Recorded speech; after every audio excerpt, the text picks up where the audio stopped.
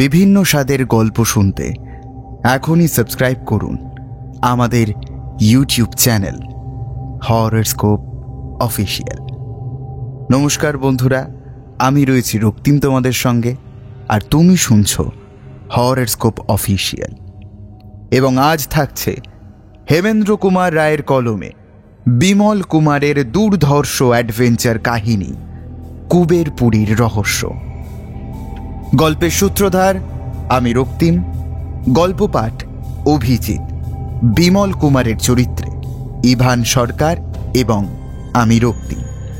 শুরু হচ্ছে হেমেন্দ্র কুমার রায়ের কলমে বিমল কুমারের দুর্ধর্ষ অ্যাডভেঞ্চার কাহিনী কুবেরপুরীর রহস্য।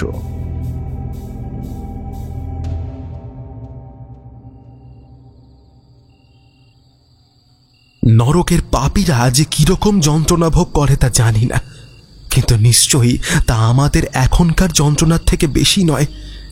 দেহের কষ্ট যে এত বেশি হতে পারে এ ছিল আমার কল্পনাতীত। নিচু দিকে মুখ করে ঝুলতে ঝুলতে আকাশের চাঁদ, পাহাড়ের ঝর্ণা, বহুদূর সমতল ক্ষেত্রের আঁকাবাঁকা নদী গলানো রূপের রেখা সব স্পষ্ট এবং অস্পষ্ট রূপে দেখতে পাচ্ছি, কিন্তু সে সমস্তই আজ যেন বিকৃত আকার ধারণ করেছে। মানুষ যে চোখ দিয়ে দেখে না, মন দিয়ে দেখে। মন যখন অসহ্য কষ্টে ছটফট করে বাইরের সুন্দর জগতে, চোখ তখন ব্যর্থ। মনের ও দেহের ভেতরে যা হচ্ছে ভাষায় তা বর্ণনা করবার অসম্ভব চেষ্টা আর করব না। বাঘের ডাক শুনে মনে হচ্ছে সে যদি এখন এসে আমাকে আক্রমণ করতে পারত, তাহলে সুখময় মৃত্যুর সম্ভাবনায় আমি এখনই আনন্দে হেসে উঠতাম। ভৈরব ঠিকই বলেছে, বেঁচে বেঁচে মৃত্যু যন্ত্রণা ভোগ করাই ভয়ানক বটে। আর্তস্বরে আমি বলে উঠলাম, বিমল, বিমল, কেন তুমি ম্যাপখানা দিলে না? আমরা যদি মরি গুপ্তধন ভোগ করবে কে? আজ ম্যাপ দিইনি, কাল সকালেও দেব না। বলো কি, তোমাদের কি কোনো কষ্ট হচ্ছে না? কষ্ট হচ্ছে না, হচ্ছে বই কি, কিন্তু দেহের কষ্ট আমার মনকে অধীর করতে পারে না। জানো দিলীপ, ইউরোপে মধ্যযুগের রোমান ক্যাথলিকদের রাজত্বে কয়েদিদের অমানসিকভাবে শাস্তি দেওয়ার জন্য ভীষণ সব যন্ত্র ছিল। সেসব যন্ত্র যে ভয়াবহ যন্ত্রণা দিত, তার তুলনায় আমাদের যন্ত্রণা যথেষ্ট মোলায়েম। কোনো কোনো যন্ত্র মানুষকে বাঁচিয়ে রেখে তার দেহের সমস্ত হাড়গোড় মড়মড়িয়ে ভেঙে দিত, কিন্তু তেমন যন্ত্রণাও মুখ বুজে সহ্য করে সেকালের অনেক বন্দী অপরাধ স্বীকার করেননি। বিশেষ করে আমরা যখন স্বেচ্ছায় এই যাতনা বরণ করে নিয়েছি, তখন কাতর হওয়া কাপুরুষতা মাত্র। তাহলে মরণ না হওয়া পর্যন্ত তুমি এই যতনা সহ্য করতে চাও? সহ্য করতে চাই না, কিন্তু সহ্য না করে উপায় কি? কুমার, তোমার অবস্থা কেমন? কুমার কেমন জড়িত এবং অস্বাভাবিক স্বরে বলল, তোমারই মতো। কুমার, তোমার কি বড় বেশি কষ্ট হচ্ছে? তোমার কথা এমন লাগছে কেন? আমার মুখে একখানা ধারালো কাঁচের টুকরো আছে। কাঁচের টুকরো? ওরা যেখানে ফেলে আমার পা বেঁধেছিল সেখানে পাথরকুচির সঙ্গে ভাঙা কাঁচের ফালি পড়েছিল। আমি সকলের অগোচরে সেটা মুখে পুড়ে ফেলেছি। বিমল ঝুলতে ঝুলতে মহা আনন্দে একটা দোল খেয়ে বলল, ও কুমার, তুমি বাহাদুর। জয় কুমার বাহাদুরের জয়। তার আনন্দ ধরি আমার কানে কেমন বেসুরো শোনালো। পাগলের মতো ভাঙা কাঁচের টুকরো মুখে পুড়ে এমন কি বাহাদুরের কাজ করেছে? আমি তো কিছুই বুঝতে পারলাম না।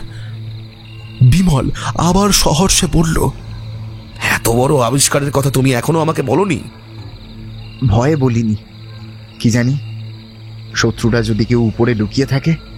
না, তারা আমাদের সম্বন্ধে নিশ্চিত হয়ে ঘুমোতে গিয়েছে। জীবনে অনেকবার অনেক বিপদে পড়েছি, সেসব হাসি মুখে উড়িয়ে দিয়েছি, কিন্তু আজ এই ভৈরব আমাকে ভাবিয়ে তুলেছিল। ভেবেছিলাম আমাদের লীলা খেলা এইবারে বুঝি সত্যি সত্যি ফুরলো, মুক্তির আর কোনো উপায় নেই। কিন্তু ধন্য কুমার, ধন্য তোমার উপস্থিত বুদ্ধি। হয়তো আমাদের মুক্তির উপায় তোমার মুখেই আছে। একবার যদি হাত দুটো খোলা পাই তুমি তো অনেক রকম এক্সারসাইজ করেছো। দেহটা দুমড়ে মুখ তুলে কাঁচ দিয়ে আমার হাতের দড়ি কাটতে পারো কিনা দেখো তো। এই অদ্ভুত লোক দুটির আশ্চর্য কথাবার্তা আমি বিস্ময়ে অবাক হয়ে শুনতে লাগলাম।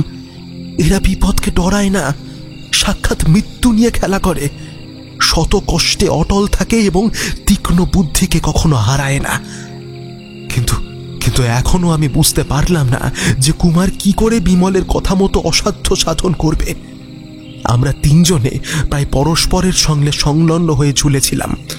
কুমার সেই অবস্থাতে নিজের দেহের ঊর্ধ্ব দিকটা দুমড়ে উঁচু হয়ে উঠল এবং বিমলও একটা ঝাঁকুনি দিয়ে নিজের দেহটা ঘুরিয়ে কুমারের দিকে পিছন ফিরল এবং তার পিছমোড়া করা হাতটা শূন্যে তুলে যথাসম্ভব নামিয়ে কুমারের মুখ বরাবর আনল। কুমার তখন কাঁচের টুকরোটা দাঁতে চেপে ধরে বিমলের হাতে দড়ি কাটবার চেষ্টা করতে লাগলো। বিস্ময়ে, আগ্রহে ও কৌতূহলে নিজের অমন বিষম যন্ত্রণা ভুলে গিয়ে রুদ্ধশ্বাসে চাঁদের আলোতে আমি দেখতে লাগলাম ওদের কাণ্ড। একখণ্ড ভাঙা কাঁচ অকেজো বলে কে কবে এখানে ছুঁড়ে ফেলে দিয়ে গেছে। শত্রুদের হস্তগত হয়ে আমি তখন উদ্ভ্রান্তের মতো হয়ে উঠেছিলাম, ভূত ভবিষ্যৎ বর্তমানের কোনো কথাই ভাবতে পারিনি। সেই সময় কুমারের স্থির বুদ্ধি তখনই বুঝে নিয়েছিল এই কাঁচের ফালি একটু পরে আমাদের কাছে পৃথিবীর সর্বশ্রেষ্ঠ জিনিস হয়ে উঠবে। আজ এই মস্ত শিক্ষা পেলাম, আজ থেকে ধূলিকণাকেও অবহেলা করব না। মস্তিষ্ক থাকলে, কাজে লাগাতে জানলে পৃথিবীতে কিছুই অকেজো নয়। কিন্তু কুমারের কাজটা খুব সহজ সাধ্য হলো না।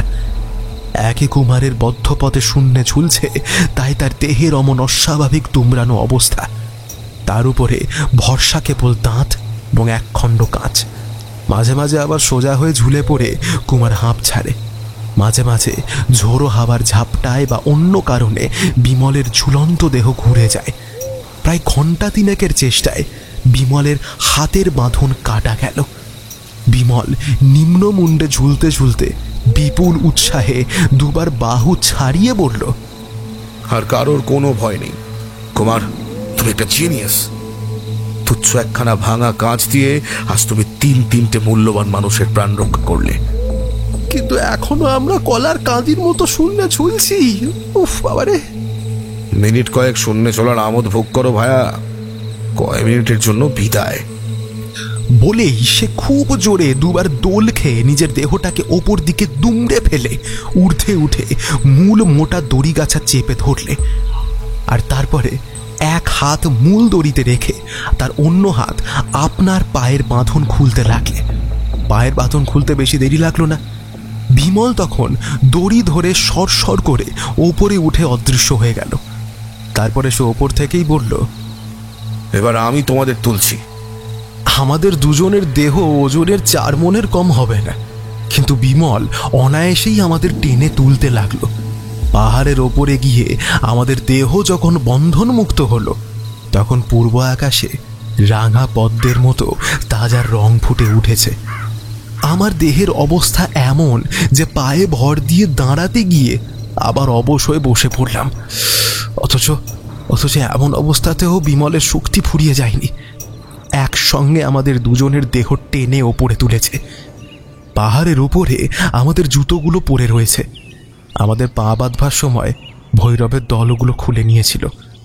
নিজের এক পাটি জুতো হাতে তুলে নিয়ে বিমল মৃদু হেসে বলল, জুতোর গুপ্ত রহস্য কুমার জানো তো? কুমার ঘাড় নেড়ে হেসে বলল, জানি। জুতার গুপ্ত? বাবা গো, হাতটা গেল। হ্যাঁ, জুতার গুপ্ত রহস্য? সে আবার কি? শূন্যে ঝুলতে ঝুলতে আমার খালি এই ভাবনাই হচ্ছিল যে পাছে ভৈরব আমার জুতো চুরি করে, কিন্তু তুচ্ছ জুতোগুলো নেড়ে চেড়ে দেখা সে দরকার মনে করেনি। দিলীপ যার জন্য এত হানাহানি, এই জুতোই হচ্ছে তার ভান্ডার। দেখো। বলেই সে জুতোর গুঁড়ালি থেকে খুদে ড্রয়ারের মতো একটা অংশ টেনে বার করলে এবং তার মধ্যে রয়েছে গুপ্তধনের সেই অমূল্য ম্যাপ। আমি সবিস্ময়ে ফ্যাল ফ্যাল করে তাকিয়ে রইলাম। কুমার বলল, দিলীপ, বিমলের এই স্পেশাল জুতোর চোরা কুঠুরি আফ্রিকাতেও একবার আমাদের মুখ রক্ষা করেছিল। আমি বললাম, ভৈরব যার লোভে এত মহাপাপ করছে, আবার হাতে পেয়েও তাকে হারালে। এই হাতে পেয়েও হারানোর দুঃখ হচ্ছে দুনিয়ার আরও এক বিশেষত্ব। ভগবান আমাদের চারপাশে রয়েছেন, কিন্তু অজ্ঞান মানুষ তাকে দেখতে না পেয়ে তীর্থে তীর্থে, মন্দিরে মন্দিরে, দূরে দূরান্তরে আকুল হয়ে ছুটে যায়, আর জীবনের শেষ দিন পর্যন্ত ভগবানকে খুঁজে না পেয়ে হাহাকার করতে থাকে। হঠাৎ বিমল দাঁড়িয়ে কান পেতে কি শুনতে লাগলো। নিচে যেন কাদের গলা পাওয়া যাচ্ছে, দাঁড়াও একটু এগিয়ে গিয়ে দেখে আসি। বলেই সে পাথরের দিকে এগিয়ে গেল। 8-10 জন লোক আসছে, নিশ্চয়ই ভৈরবের দল সকাল হয়েছে দেখে আবার আমাদের আদর করতে আসছে। শুনেই আমাদের সমস্ত শ্রান্তি পালিয়ে গেল। এক লাফে আমরা উঠে দাঁড়ালাম। বিমল ব্যস্ত স্বরে বলল, ওদের সঙ্গে লড়বার শক্তি আমাদের নেই, আমরা নিরস্ত্র, আমাদের পালাতেই হবে। কিন্তু কোন দিকে পালাই? আমাদের ফেরবার পথেই ওরা আসছে। উতরাই দিয়ে নামা ছাড়া আমাদের আর কোনো উপায় নেই। এসো এসো জলদি। আমরা উতরাইয়ের পথ ধরলাম। শুনেছি এই উতরাই 2 মাইল লম্বা। অতিশয় সাবধানে ধীরে ধীরে নামতে হবে, কারণ প্রতি পদেই এখানে মৃত্যুর সম্ভাবনা। কিন্তু পেছনে আসছে যমদূতের দল। ধরতে পারলে তারা আমাদের কুকুরের মতো মেরে ফেলবে। তাদের ভয়ে আমরা সমস্ত সাবধানতা ভুলে গেলাম। পদে পদে মৃত্যুকে সামনে রেখে যেরকম মরিয়ার মতো আমরা সেই বন্ধুর খাড়া প্রায় চড়াইয়ের পাথর থেকে পাথর লাফিয়ে নামতে লাগলাম। কেউ তা দেখলে নিশ্চয়ই আমাদের বদ্ধ পাগল বলে মনে করত। সেদিন যে আমরা মরিনি কেন, সেটা ভাবলে এখনো বিস্মিত হই। প্রত্যেক লাফেই আমরা মৃত্যুর মুখে ঝাঁপ দিচ্ছি, কিন্তু প্রত্যেকবারই মৃত্যু যেন দূরে সরে গিয়ে আমাদের পরের বারের জন্য অপেক্ষা করছে। মাইলখানেক পথ নেমে আমরা শুয়ে পড়ে হাঁপাতে হাঁপাতে বললাম,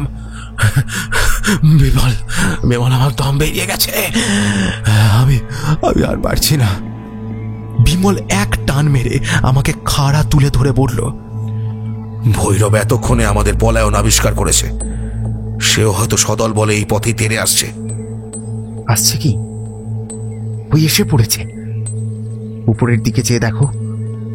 সত্য, উতরাইয়ের অনেক উপরে দেখা গেল একদল লোক তাড়াতাড়ি নিচের দিকে নেমে আসছে।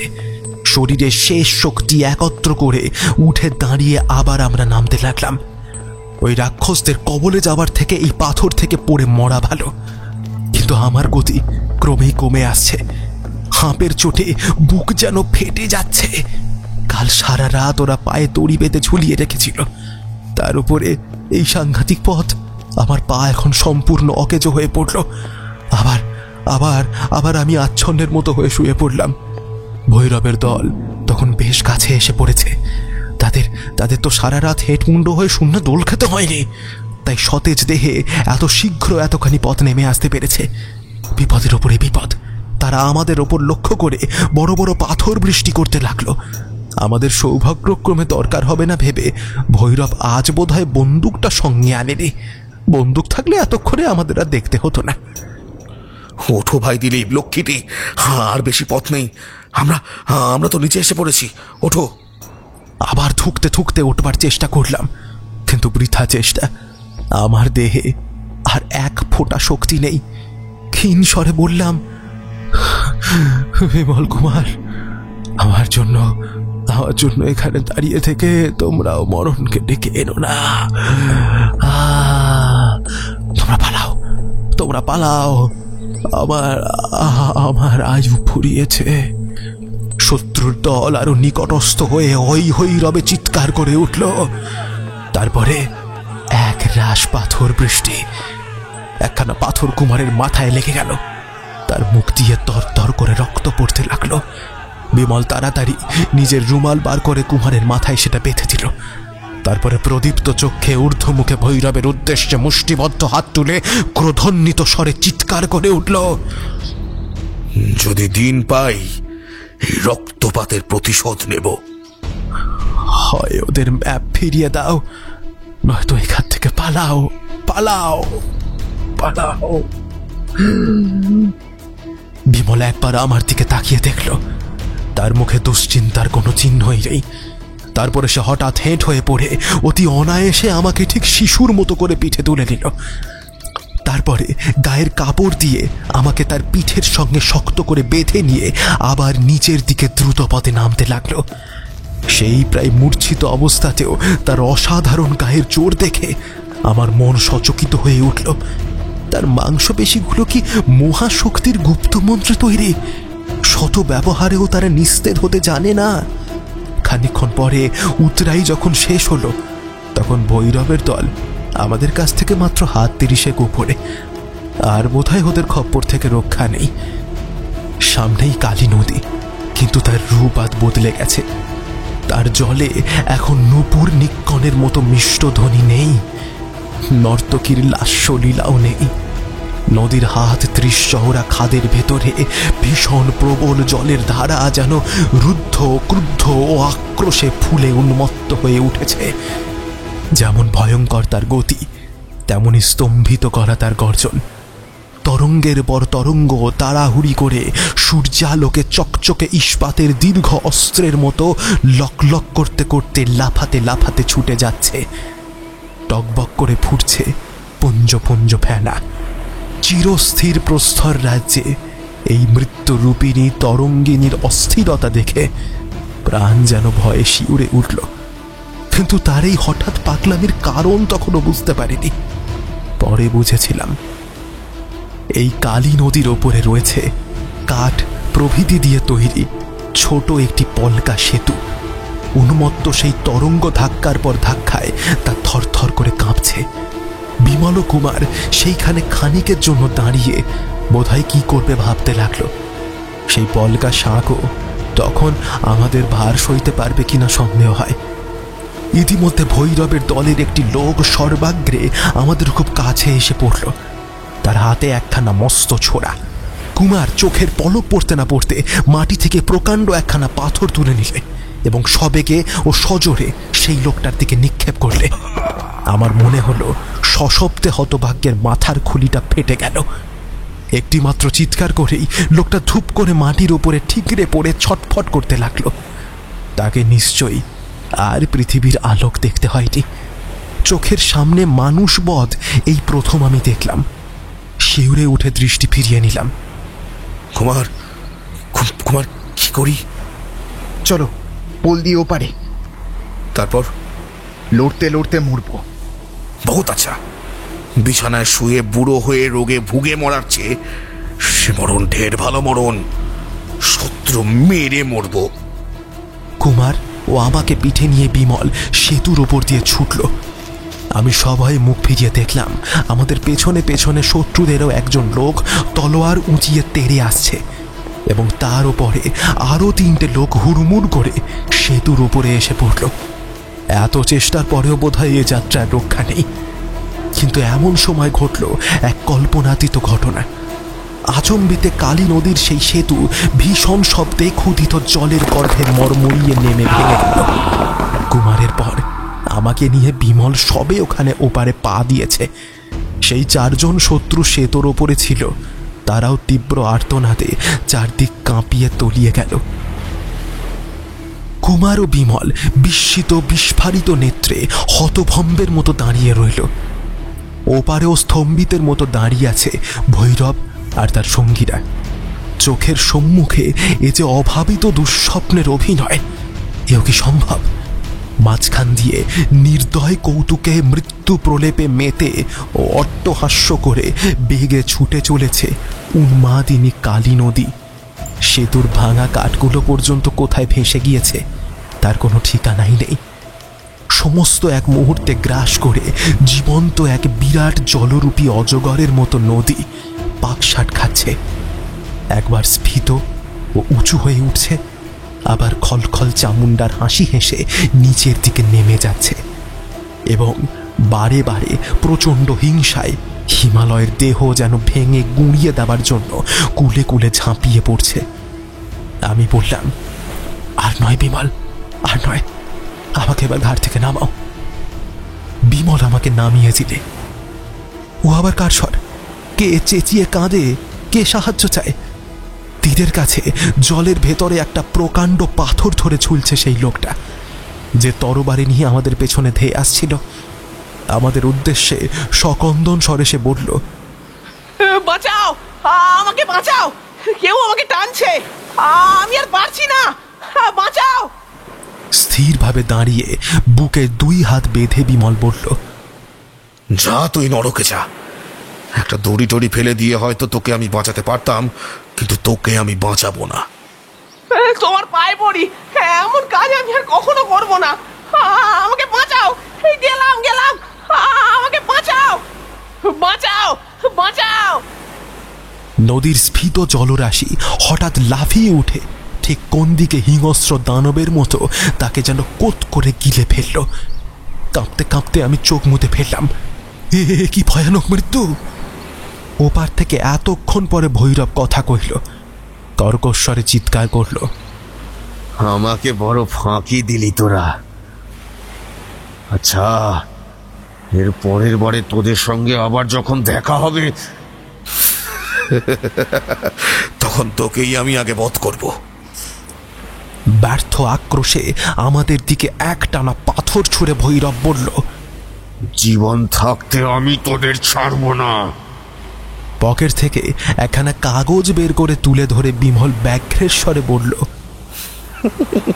এই দেখ, এই দেখ সেই ম্যাপ। নিবি?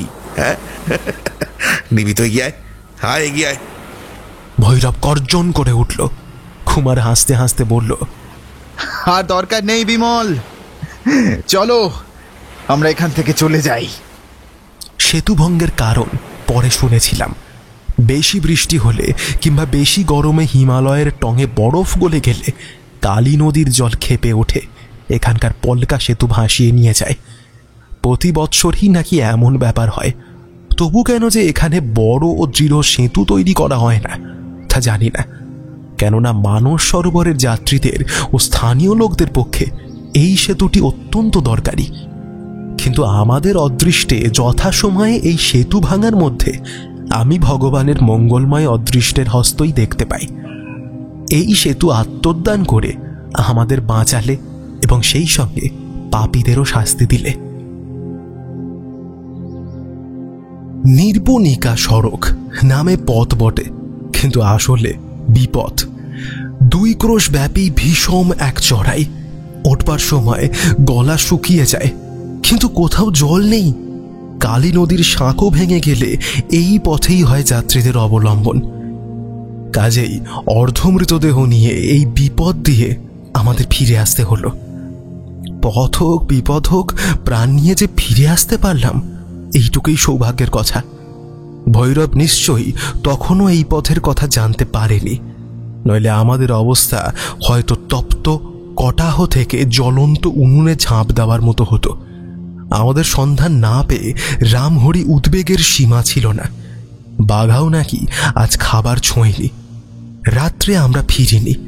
সকাল গেল, দুপুর গেল, তবু আমাদের দেখা নেই, এবং উত্থান শক্তিহীন আহত রামহরির পক্ষে আমাদের খোঁজ নেওয়াও অসম্ভব। সুতরাং সে কেবল কেঁদে কেঁদেই সময় কাটিয়েছে। এখন ক্ষতবিক্ষত শ্রান্ত দেহে সকলকে ফিরে আসতে দেখে সে হাউমাউ করে চেঁচিয়ে উঠল। বিমলের মাথাটা 2 হাতে বুকের কাছে টেনে নিয়ে কান্না ভরা গলায় রামহরি বলল, খোকা বাবু, তুমি কি আবার সর্বনাশ করতে চাও? গঠন যে চূর্ণ হয়ে গেছে, কোথায় ছিলে এতক্ষণ? রামহরিকে শান্ত করতে সেদিন বিমল আর কুমারেরও অনেকক্ষণ লেগেছিল। ধরতে গেলে এখন শুধু রামহরি নয়, আমাদের প্রত্যেকের অবস্থা শয্যাগত হবার মতো। গায়ের ব্যথা মরতে ও ক্ষতস্থানগুলো সারতে প্রায় 2 হপ্তাহ লাগল। এই 2 হপ্তাহ আমরা আর মানস সরোবরের পথে পা বাড়ালাম না।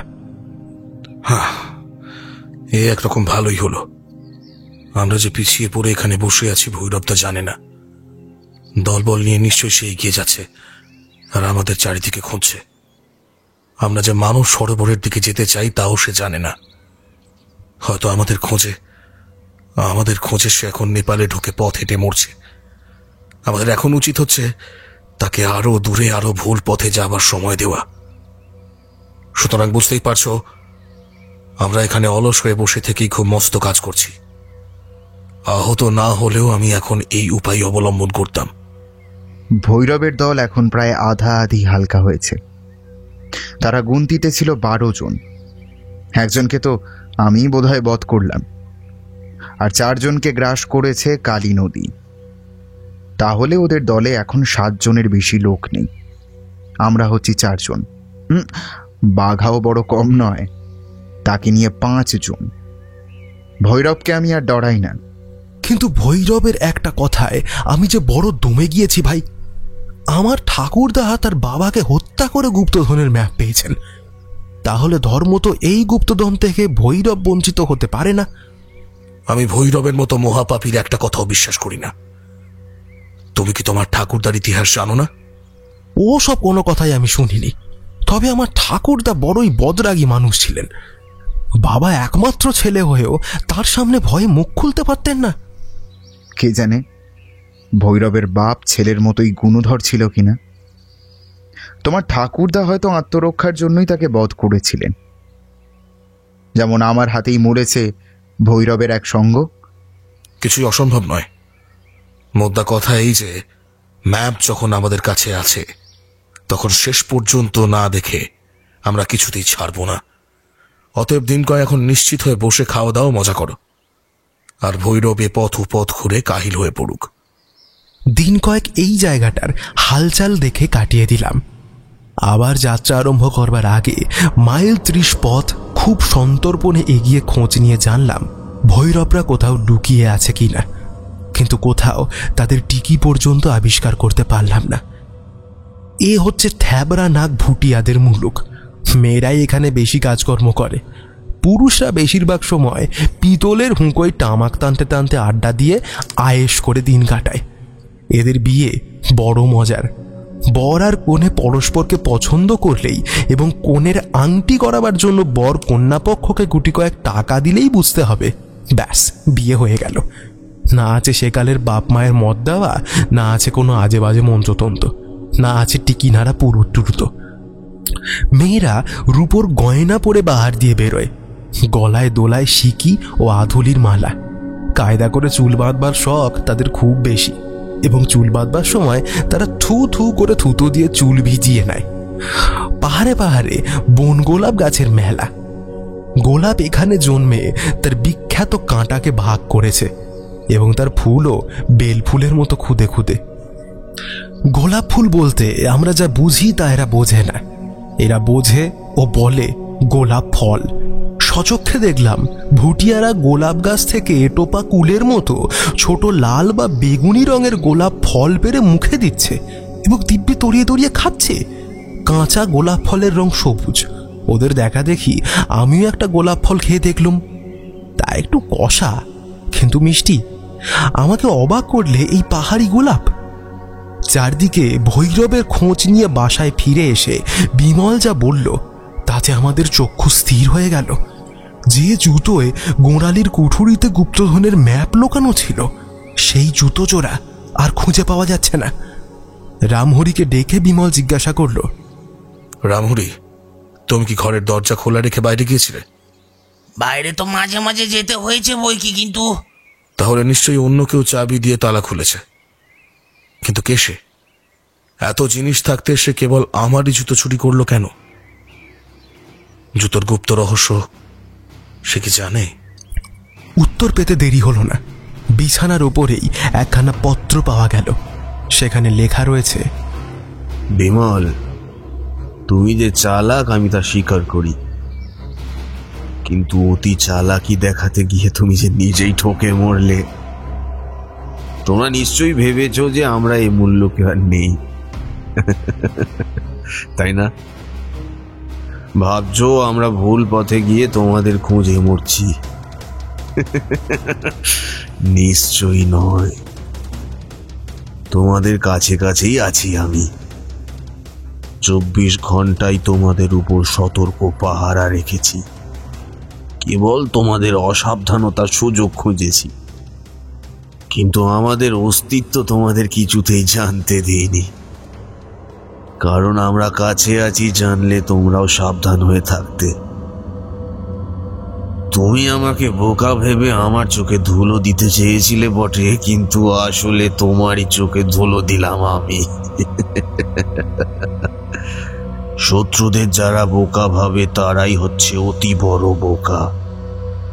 কিন্তু অতি চালাকি দেখাতে গিয়ে তুমি যে ভ্রম করেছ, সে ভ্রম আর কখনো সংশোধন করতে পারবে না। কালী নদীর তীরে সেদিন যখন আমাকে ম্যাপখানা দেখিয়েছিলে, তুমি প্রথম শ্রেণীর নির্বোধের মতো কাজ করেছ। আমি তখনই ভেবেছিলাম তোমাদের প্রত্যেকের দেহ আর কাপড় চোপড় খুব তন্ন তন্ন করে খুঁজেও যে ম্যাপ পাওয়া যায়নি, তোমার কাছে এলো কেমন করে। ভেবে চিন্তে সন্দেহ করলাম। তোমার জুতো খুলতে ভুলে গিয়েছিলাম, ম্যাপটা হয়তো সেই জুতোর ভিতরেই লুকানো ছিল। আজ তোমরা বেরিয়ে গিয়েছ, আমিও তোমার ঘরে ঢুকেছি। আজ তোমরা সেদিনকার জুতো না পরে বুট জুতো পরে বেরিয়েছ। আমার অনুমান সত্যি হয়েছে। ম্যাপ শুদ্ধ এই চমৎকার জুতো জোড়াটি আমি তোমার সাদর উপহার বলে গ্রহণ করলাম। আবার যদি কখনো দেখা হয়, তোমাকে তোমার জুতোখানা না হয় ফিরিয়েই দেব, কারণ আমি জুতো চোর নই। আরো একটা কথা শুনলে খুশি হবে। তোমাদের বাসঘরের দরজায় কান পেতে আমার ছদ্মবেশী চর বসে থাকতো। তোমরাও তাকে দেখেছো, কিন্তু চিনতে পারোনি। তোমাদের সে অনেক কথাই শুনেছে। মানস সরোবরের কাছে রাক্ষসতালে গিয়েই তো তোমাদের পথ চলা শেষ হবে, তাই না? সেখানেই তোমাদের সঙ্গে হয়তো আমাদের আবারও সাক্ষাৎ হবে। তোমাদের জন্য আমি প্রস্তুত হয়েই থাকবো না হয়। কিন্তু একটা ব্যাপার আমি কিছুতেই আন্দাজ করতে পারছি না। সেদিন পাহাড়ের দড়ির দোলনা থেকে তোমরা কিভাবে মুক্তি পেলে? দেখা হলে এই খবরটা দিতে ভুলো না। ইতি, শ্রী ভৈরবচন্দ্র বিশ্বাস। বিমল কপালে করাঘাত করে বসে পড়ে বলল, আমি গাধা, একটা গরু। বাহাদুরি দেখাতে গিয়েই আমি সব মাটি করলাম। আমাদেরকে পিছনে ফেলে ভৈরব এতক্ষণে মানস সরোবরের পথে অনেকটা এগিয়েছে। আর কি তার নাগাল ধরতে পারবো আমরা? আমাদের এত কষ্ট সব বিফলে গেল। এখন খালি কাদা খেটেই দেশে ফিরতে হবে? কখনো না। আমরা আজই ঝড়ের বেগে ভৈরবের পিছনে ছুটব। এতদিন তারা আমাদের অনুসরণ করছিল, এইবার আমাদের পালা। তাদের নাগাল আমরা ধরবই, নইলে এ মুখ আর কাউকে দেখাবো না। আমার ভাগ্য চিরদিনই আমাকে সাহায্য করেছে, এবারেও নিশ্চয়ই সে আমার পক্ষ ত্যাগ করবে না। প্রতিজ্ঞা করছি দিলীপ, আমি ভৈরবের মুখের গ্রাস আবার কেড়ে নেব। দেখো, অদৃষ্ট আমাদের সাহায্য করবেই। কিন্তু আর রাক্ষস তালে গিয়ে আমাদের লাভ কি? আমরা তো সেখানে বেড়াতে যাচ্ছিলাম না, যাচ্ছিলাম গুপ্তধনের সন্ধানে। কিন্তু এখন আমাদের কাছে ম্যাপ নেই, কিছু নেই। তবে কেন এত কষ্ট করে বিপদ মাথায় করে অন্ধকার হাতড়ে যাওয়া বলো দেখি? হ্যাঁ, ভৈরব আমাকে যতটা মনে করেছে আমি ততটা বোকা নই। আসল ম্যাপ সে পেয়েছে বটে, কিন্তু তার অবিকল নকল ম্যাপ আমার কাছে আছে। এখন যে আগে রাক্ষস তালে গিয়ে পৌঁছতে পারবে, গুপ্তধন হবে তার। মনের ভেতরে কতকটা আশার সঞ্চার হলো। এখনো তাহলে সফল হতে পারি। বিমল বলল, কিন্তু আর এক মিনিটও সময় নষ্ট করার সময় নেই। প্রতি মিনিটেই আমাদের আরো পিছনে ফেলে ভৈরব আরো বেশি এগিয়ে যাচ্ছে। ওঠো কুমার, এসো দিলীপ, জাগো রামহরি জাগো। রাক্ষস তালে গিয়ে শত্রুদের সঙ্গে রাক্ষসের মতো ব্যবহারই করতে হবে। দয়া মায়া স্নেহ মন থেকে একেবারে মুছে ফেলে দাও। ভৈরব জানে না, দরকার হলে আমি তার চেয়েও কত বড় নিষ্ঠুর হতে পারি। বুদি, গারবেয়াং, কালাপানি প্রভৃতি পার হয়ে আমরা লিপিধুয়ায় এসে পৌঁছেছি। এইখানেই ইংরাজি রাজ্যের শেষ এবং তিব্বতের আরম্ভ। আমরা এখন যেখানে এসে উঠেছি, বাংলাদেশে তার ঢের নিচে মেঘের দল আনাগোনা করে। বাঙালিরা দার্জিলিংয়ে গিয়েই পায়ের তলায় মেঘের চলাচল দেখে অবাক হয়। কিন্তু দার্জিলিং এখন আমাদের কত নিচে পড়ে রয়েছে। এখানকার অতিরিক্ত নির্মল বাতাস এত লঘু যে নিঃশ্বাস নিতেও অসুবিধে হয়। আমরা নিচেকার পৃথিবীর ধুলো মাটিয়ে জীব, এত নির্মলতা আমাদের সহ্য হবে কেন? দেখতে দেখতে শ্যামলতা নিশ্চিহ্ন হয়ে গেছে বললেও চলে। এখানে ওখানে কাঁটালতা ছাড়া আর গাছের দেখা নেই। এখন চলেছি আমরা তুষারের শুভ্র রাজ্য দিয়ে। তার কনকনে শীতলতা ভয়াবহ। এমন বিষম ঠান্ডা বাতাস বইছে, এর মধ্যে আমাদের গায়ের চামড়া বুড়োর মতো কুঁচকে গিয়েছে, অথচ সর্বাঙ্গে যেন আগুনে পুড়ে জ্বালা করছে। কোথাও নদী কি নির্ঝরের পাখি কি তরুপল্লবের গান শোনা যায় না। চতুর্দিকের নিস্তব্ধতা অসাধারণ। তারই মাঝে মধ্যে শব্দের সৃষ্টি করেছে হঠাৎ জেগে ওঠা শুকনো হাওয়া আর এক একটা দাঁড়কাক। লিপিধুরাতে এসে শৈলশিখর থেকে চোখের সামনে ছবির মতো স্পষ্ট ও সুন্দরভাবে দেখা যায় বিচিত্র বর্ণ শৈল সমাকীর্ণ তিব্বত দেশকে, এবং তারই ওপরে অনন্তকাল ধরে জাগ্রত প্রহরী দলের মতো বিরাজ করছে তুষার ধবল বোমস্পর্শী গিরিশিখরের পর গিরিশিখর। মানুষের পক্ষে যত তাড়াতাড়ি পথ চলা সম্ভব, আমরা তত তাড়াতাড়ি এই দীর্ঘ বন্ধুর পথ পার হয়ে এসেছি। কিন্তু লিপিধুরায় পৌঁছাবার কিছুক্ষণ আগে এক পথিকের কাছে একটা সন্দেহজনক খবর পেলাম। একদল মানস সরোবরের বাঙালি যাত্রীর সঙ্গে নাকি তার দেখা হয়েছে। বিমল জিজ্ঞাসা করল, সে দলে কতজন লোক আছে? আগে 7 জন। তারা কি সশস্ত্র? এ পথে সবাই মোটা লাঠি নিয়েই চলে, তাদেরও হাতে লাঠি আছে। কেবল একজনের হাতে বন্দুক দেখলাম, কিন্তু তারা ভালো লোক নয়। একজন গরিব দোকানির কাছ থেকে ভয় দেখিয়ে আর জুলুম করে ওরা খাবার জিনিস কেড়ে নিয়েছে। জাগো কুমার, জাগো দিলীপ, আমরা বোধহয় ভৈরবেরই দলের খবর পেলাম। ধনুকের তীর যেমন কোনো দিকে না বেঁকে শীতে লক্ষ্যের দিকে ছুটে চলে, ভৈরব এখন তেমনই সোজা ছুটছে রত্নগুহার দিকে। আমাদের পক্ষে সেই রত্নগুহা হচ্ছে চুম্বক, আর আমরা হচ্ছি তার দ্বারা আকৃষ্ট লোহার মতো। মাঝপথের কোনো বাধাই আমরা আর মানব না, কিছুতেই না। অত্যন্ত উত্তেজিত চিত্ত নিয়ে আমরা লিপিধুরায় এসে উপস্থিত হয়েছি। কিন্তু এখানে এসে এক দুঃসংবাদ শুনলাম। তিব্বতের রাজ সরকার থেকে হুকুম না এলে আমরা নাকি ইংরেজ রাজত্বর বাইরে পা বাড়াতে পারবো না। একজন স্থানীয় ব্যবসায়ী এই খবরটা দিল এবং আরও বললে যে 4-5 দিনের মধ্যেই তিব্বতে যাওয়ার পথ খোলবার জন্য হুকুম আসার সম্ভাবনা রয়েছে। বিমলের মুখ আনন্দে উৎফুল্ল হয়ে উঠল। আমাদের সংবাদদাতা বিদায় হলে পর সে বলল, দেখলে তো ভাগ্য আমার উপরে কেমন সুপ্রসন্ন। আমার ভাগ্য সঙ্গীত মুহূর্তে একটা আস্ত শাঁকও উড়িয়ে দেয়। তিব্বতী চৌকিদার লেলিয়ে আমার শত্রুদের গ্রেপ্তার করে। কেবল তোমার ভাগ্য বলছো কেন? বলো আমাদের সকলেরই ভাগ্য। ওই একই কথা, আমরা যে অভিন্ন, এক প্রাণে একই কর্তব্য সাধন করতে চলেছি। কেবল আমাদের ভাগ্য নয়, পৃথিবীর সমস্ত উদ্যোগী পুরুষের ভাগ্যই এমনই যথাসময়ে সুপ্রসন্ন হয়। হতাশ হয়ে হাল ছেড়ে মানুষ ভাগ্যলক্ষ্মীর অপমান করে। হতাশ হওয়া কাপুরুষতার লক্ষণ।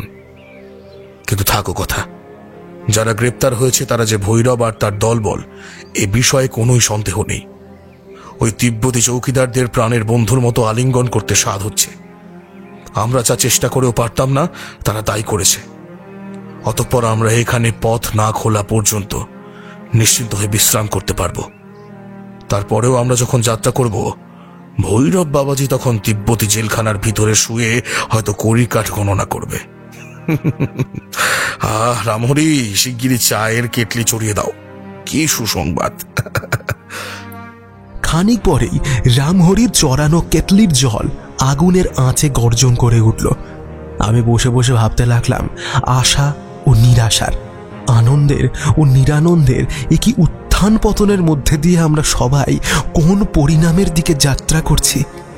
অবশেষে সফল হব কি বিফল হব জানি না, কিন্তু এই অপূর্ব বৈচিত্র্যের দোলায় দুলে জীবন যে পরম উপভোগ্য হয়ে উঠেছে এই বিষয়ে কোনো সন্দেহ নেই।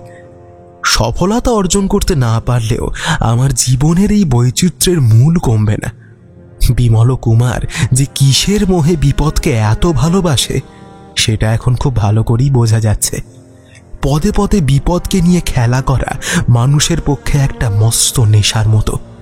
যারা ধনী বিলাসী আজন্ম পরম সুখের কোলেই মানুষ, সেই রাজা মহারাজারাও চিরদিন নিশ্চিন্ত আরামকাল কাটিয়ে আনন্দ পায় না। স্বেচ্ছায় সুখ শয্যা ছেড়ে গভীর বনজঙ্গলে শিকার করতে ছুটে যায়, খানিকক্ষণের জন্য অনিশ্চিত বিপদে বিপুল পুলক উপভোগ করবে বলে। যারা সাহস ও শক্তির অভাবে কাপুরুষ, তারাও শান্তিময় জীবনযাত্রা থেকে মাঝে মাঝে ছুটি কাটানোর জন্য কষ্টার্জিত টাকা দিয়ে টিকিট কেনে সার্কাস দেখে এবং সেই সার্কাসে বিপজ্জনক খেলা দেখতে আসে। প্রত্যেক মানুষ বিপদকে ভয়ও করে, আবার ভালোবাসে। আজ আমরা একটি পাহাড়ের নিচে তাঁবু ফেলেছি। এই পাহাড়টির নাম গুরুলা। এটি পার হলেই রাবণ হ্রদ বা রাক্ষসতাল। পথের প্রায় শেষ এসে দাঁড়িয়ে আমাদের মনে উত্তেজনার অন্ত নেই। রাবণ হ্রদের কাছে রয়েছে রত্নগুহার গুপ্তধন। লিধুপুরা থেকে এই গুরলা পাহাড় পর্যন্ত সর্বদাই আমরা সাবধানে এসেছি। আমাদের সতর্ক চক্ষু একবারও অন্যমনস্ক হয়নি, কিন্তু শত্রুরা একেবারে অদৃশ্য। মাঝে মাঝে লাল বা ধূসর রঙের নানা আকারের পাহাড়, আর তারপরেই তুষার সাম্রাজ্য। পথে ও প্রান্তরে বরফের আভাস। সবুজের নিস্তব্ধতা নিঃশেষে বিলুপ্ত হয়ে গেছে। এর মধ্যে মধ্যে কখনো কখনো পথিকের দেখা হয়, কিন্তু তারা সবাই হচ্ছে ভুটিয়া কি তিব্বতী। কেউ ঘোড়ায় চড়ে যায়, কেউ যায় হেঁটে। মাঝে মধ্যে তিব্বতী ভিখারির দল এসে জ্বালাতন করে, কিন্তু এদের মধ্যে ভৈরবের ছদ্মবেশে থাকা অসম্ভব। ভৈরব ভুটিয়া কি তিব্বতী পোশাক পরতে পারে, কিন্তু নিজের নাক থ্যাবড়া, গালের হাড় উঁচু ও চোখ কুতকুতে করে তোলবার জন্য নিজের মুখ তো আর ভেঙে চুরে তুবড়ে করতে পারবে না। আমাদের অপরিচিত তিব্বতী চৌকিদার বন্ধুরা নিশ্চয়ই এখনো তাদের জেলখানা থেকে বিদায় করে দেয়নি। আমি যেন মানস চোখকে স্পষ্ট দেখতে পাচ্ছি লোহার শিকল পরে ভৈরবচন্দ্র বিফল ক্রোধে মাথার চুল ছিঁড়ছে, গর্জন করছে, ভাবছে এতক্ষণে আমরা হয়তো সদল বলে রত্নগুহা লুণ্ঠন করছি। এখানেও সকালে ও রাতে রক্ত জমানো শীত, কিন্তু দুপুরবেলায় ভীষণ তাপে এবং শুকনো ঝোড়ো হাওয়ার দাপটে পথ চলা অসম্ভব। চোখের সামনে বরফের বিরাট স্তূপ, কিন্তু বুকের ভেতরে মরুভূমির জ্বালা। কাজেই দুপুরে আমরা তাঁবুর ভেতরে ঢুকে দিবানিদ্রায় সময় কাটাবার চেষ্টা করতাম। সে সময় পাহারা দিত খালি বাঘা। বাঘা এমন সজাগ হয়ে পাহারা দিতে শিখেছিল যে সকলে মিলে একসাথে ঘুমিয়ে পড়তেও আমরা ভয় পেতাম না। আজ দুপুরে একটা ঘটনা ঘটেছে। যদিও ঘটনাটা বিশেষ কিছু নয়, তবু মনে একটা খটকা লেগে গেল। আমরা সকলেই ঘুমিয়ে পড়েছিলাম। হঠাৎ বাঘার চিৎকারে ঘুম ভেঙে গেল। বিস্মিত নেত্রে দেখলাম তাঁবুর দরজার কাছে একটা ভীষণ দুশ্মন চেহারার লোক দাঁড়িয়ে তীক্ষ্ণ দৃষ্টিতে চারদিক লক্ষ্য করছে। তার দেহ লম্বায় 6 ফুটেরও বেশি, খুব জোয়ান চেহারা, মুখখানা একেবারে তিব্বতী ছাঁচের, মাথায় টুপি, পেছনে টিকি বা বেনি, গায়ে কোটতা, পায়ে এদেশীয় ধ্যাবরা বুট, কোমরবন্ধে ঝুলছে তরবারি ও পিঠে বাঁধা সেকেলে গাদা বন্দুক, এবং ডান হাতে একগাছা খাটো কিন্তু মজবুত লাঠি। বিমল ধর্মর করে বিছানায় উঠে বসতেই সে হিন্দিতে রুক্ষস্বরে বলল, কে তুমি? প্রথমে সে কোনো জবাব দিলে না, খুঁটিয়ে খুঁটিয়ে আমাদের মোট ঘাটগুলো দেখতে লাগলো। বিমল আবার জিজ্ঞাসা করল, এখানে কি দরকার তোমার? অত্যন্ত অবহেলা ভরে বিশ্রী ভাঙা ভাঙা হিন্দিতে সে বলল, তোমরা এখানে কি করছো? আমরা তীর্থযাত্রী, মানস সরোবর যাচ্ছি। লোকটা সন্দেহ ভরা চোখে আমাদের পোশাকের দিকে তাকিয়ে রইল। আমাদের মতো প্যান্ট কোট বুট পরে তীর্থযাত্রী দেখতে সে বোধহয় অভ্যস্ত নয়। তোমার কোনো দরকার আছে? সে জবাব না দিয়ে বেরিয়ে এলো। তারপরে আবার বাইরে ঘোড়ার শব্দ পেলাম। আমি তাড়াতাড়ি উঠে গিয়ে মুখ বাড়িয়ে দেখলাম লোকটা ঘোড়া ছুটিয়ে পাহাড়ের দিকে চলে যাচ্ছে। কে জানে এ আবার কোন মূর্তি? দিলীপের বাবার চিঠির কথা মনে করো। এখানে ডাকাতের ভয় আছে। এখানকার লামারাও নাকি সর্বদাই সাবধান হয়ে থাকে, পাছে কেউ গুপ্তধন চুরি করতে আসে। ওই লোকটা হয়তো তাদেরই কারোর চর। তাহলে আবার কি আমাদের নতুন নতুন শত্রুর সঙ্গে যুঝতে হবে? তা হবে বই কি। গুপ্তধন কি নিজের বাড়ির বাগানে গাছের ফল যে হাত বাড়ালেই পাওয়া যাবে? এখনো কত নতুন শত্রুর সঙ্গে দেখা হবে তা কে বলতে পারে।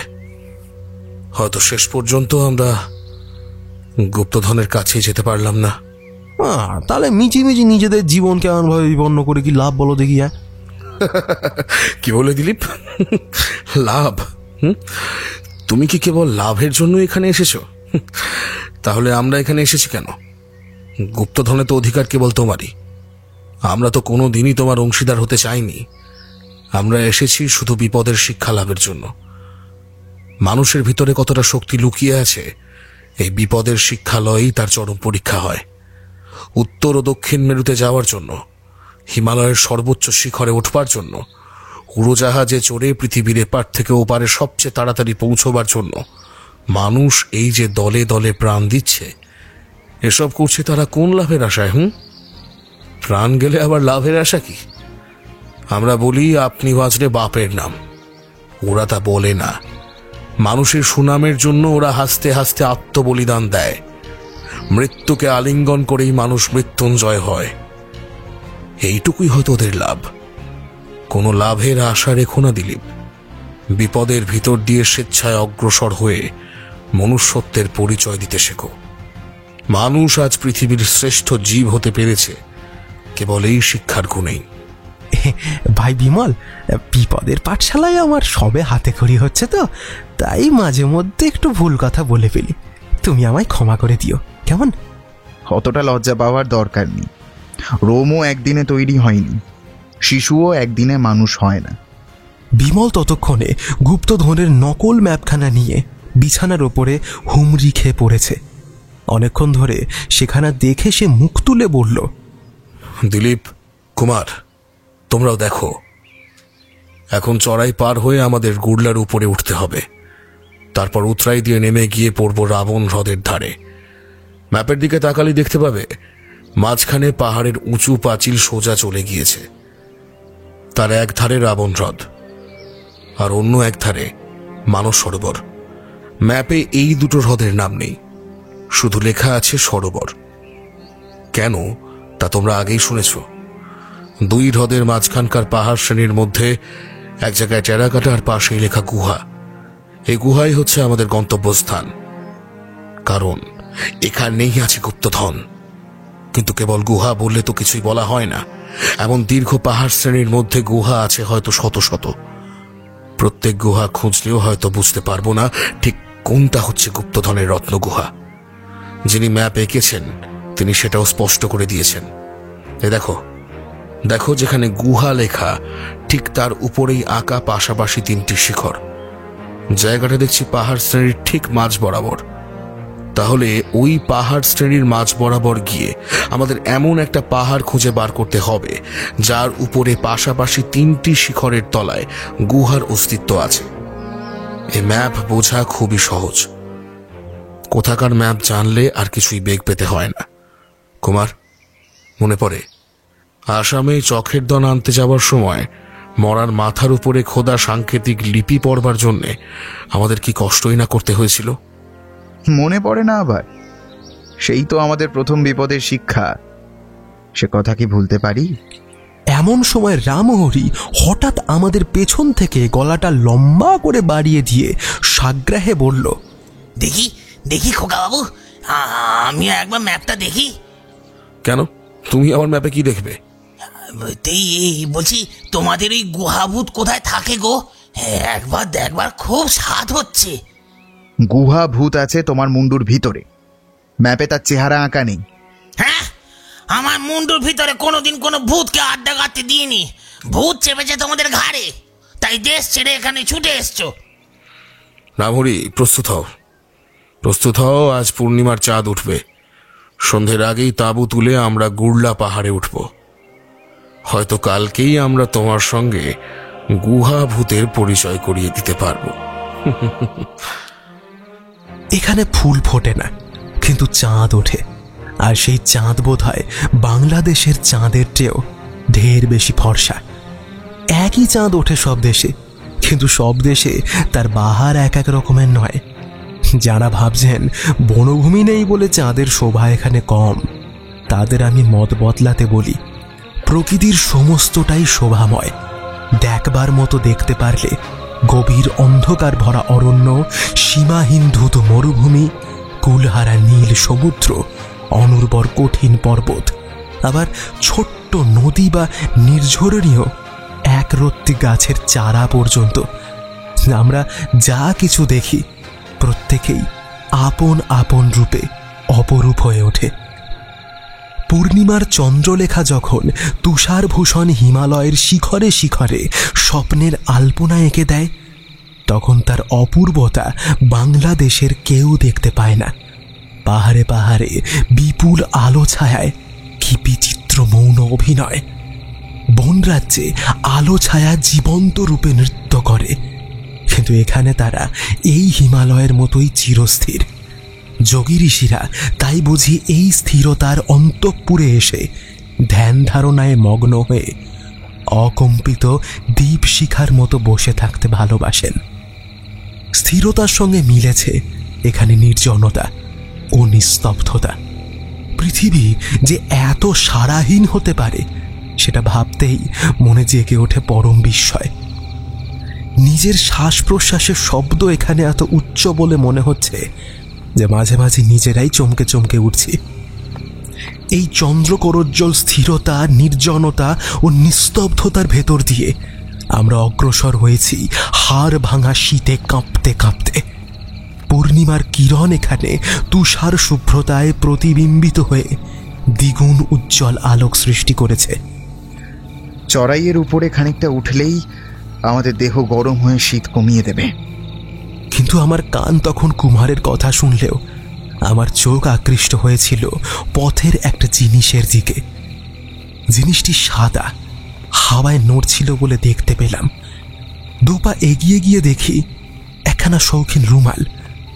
হিমালয়ের 18-19 ফুটে একটা অসভ্য তিব্বতীর দেশে এমন একখানা শৌখিন রুমাল দেখে চোখ আমার চমকে উঠল। হেঁট হয়ে তখনই সেখানা পথ থেকে কুড়িয়ে নিলাম। ওটা কি দিলীপ? রুমাল। বিমল কিছুমাত্র বিস্মিত না হয়ে বলল, বোধহয় কোনো পথিকের পকেট থেকে পড়ে গেছে। রুমাল খালা এক মনে পরীক্ষা করতে করতে বললাম, তা হবে, কিন্তু এই পথিকটি খুবই শৌখিন। সে বিলেতি রুমাল ব্যবহার করে। বাবা, তাতে আবার বকুল এসেন্স মাখানো। তিব্বতীরা এত বাবু হয়েছে বলে তো জানতাম না। রুমালের কোণে বাংলাতে কারো একটা নাম দেখতে পাচ্ছি তো। দেখি দেখি দেখি, একটা প্রথম অক্ষরও আছে দেখছি। ততক্ষণে বিমল কুমার তাড়াতাড়ি আমার দুপাশে এসে দাঁড়িয়েছে। দিলীপ, কি বলছো? বলেই রুমালখানা আমার হাত থেকে ফস করে টেনে নিল।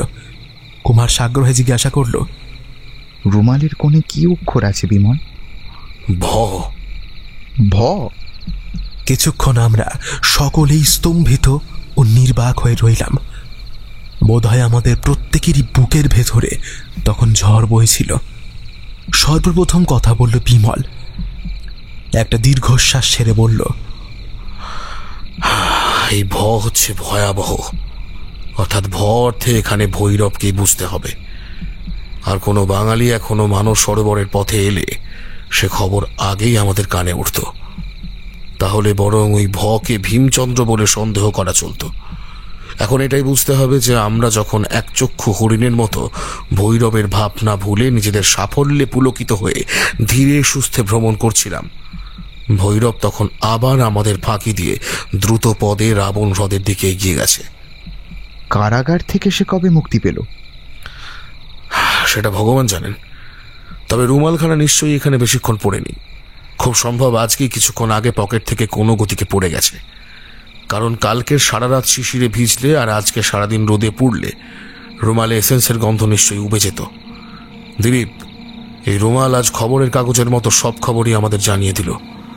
কিন্তু এখনো হয়তো সময় আছে।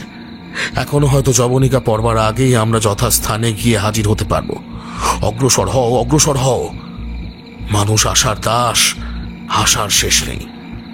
আমার পা আর এগোতে চাইছে না।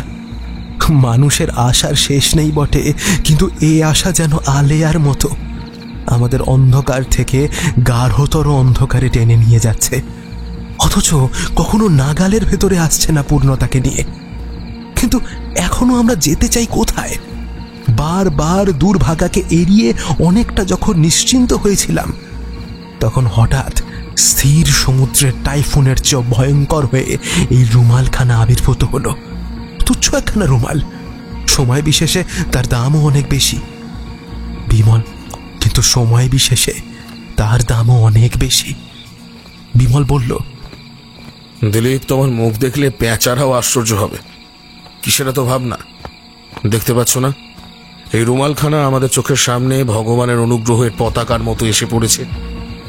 যে আমাদের ঘুমন্ত চোখকে জাগিয়ে দিয়ে বলতে চায়, ভয় নেই বন্ধুগণ, সর্বশেষ ঘন্টা বাজাবার আগেই আমি তোমাদের সাবধান করে দিতে এসেছি। বুঝেছ দিলীপ? গুপ্তধন যদি ভৈরবের হাতের মুঠোর ভিতরে গিয়ে ঢোকে, তাহলে সে নিজে এখনো আমাদের হাতের মধ্যেই আছে। যখন আগে থাকতে খবর পেয়েছি, তখন সে পালাবে কোথায়? এ হচ্ছে প্রায় অরাজক দেশ। তাকে ধরতে গেলে কোনো সভ্য আইন আমাদের বাধা দিতে পারবে না। এতক্ষণ ভৈরব ছিল না, আমাদের এই যাত্রাকে যেন লবণহীন তরকারির মতো বিস্বাদ লাগছিল। ভৈরব এসে ব্যাপারটা আবার জমিয়ে তুলল। দিলীপ, এইবারে তো আসল খেলা শুরু হলো। এই দুই অপূর্ব যুবকের প্রচণ্ড উৎসাহের ধাক্কায় সমস্ত নিরাশাই যেন ভেঙে চুরমার হয়ে যায়। ধীরে ধীরে আমি চাঙ্গা হয়ে উঠলাম। আমরা গুরুগলার চড়াই অবলম্বন করে ওপরে উঠছি। সেখানকার ঘুমন্ত নীরবতা আমাদের পায়ের ও হাতের লাঠির শব্দে যেন সবিস্ময়ে জেগে চমকে চমকে উঠতে লাগলো। আমার মনে হলো সে যেন স্তব্ধতার হাসির শব্দ। চাঁদের আলোয় চারদিক ধপধপ করছে। পথ দেখে চলতে অর্থাৎ উঠতে আমাদের কোনো কষ্ট হচ্ছে না। অত্যন্ত লঘু বাতাসে শ্বাস নিতে বেগ পাচ্ছি, কিন্তু আমার মনে হচ্ছে চন্দ্রালোকের সমুদ্রেই ডুবে যেন আমার দম বন্ধ হয়ে আসছে। চাঁদের আলো কোথাও তা তন্দ্রাচ্ছন্ন, কোথাও তা তুষারের সঙ্গে এক হয়ে মিলে গেছে, কোথাও তা হীরার কণার মতো জলজল করে উঠছে, কোথাও তা ছায়াময় হয়ে যেন আধারকে খুঁজছে। আমি যখন নিজের মনে চাঁদের আলো নিয়ে মেতে আছি, তখন কুমার হঠাৎ চুপি চুপি বললে, আচ্ছা বিমল, তোমার মনে কি কোনো অস্বস্তি যাচ্ছে না? এই আলোকময় স্তব্ধতায় শান্তির মধ্যে কুমারের কথাগুলো কেমন বেসুরো শোনালো। যেখানে জনপ্রাণী নেই, কোনো গোলমাল নেই, সেখানে আবার অস্বস্তি কিসের?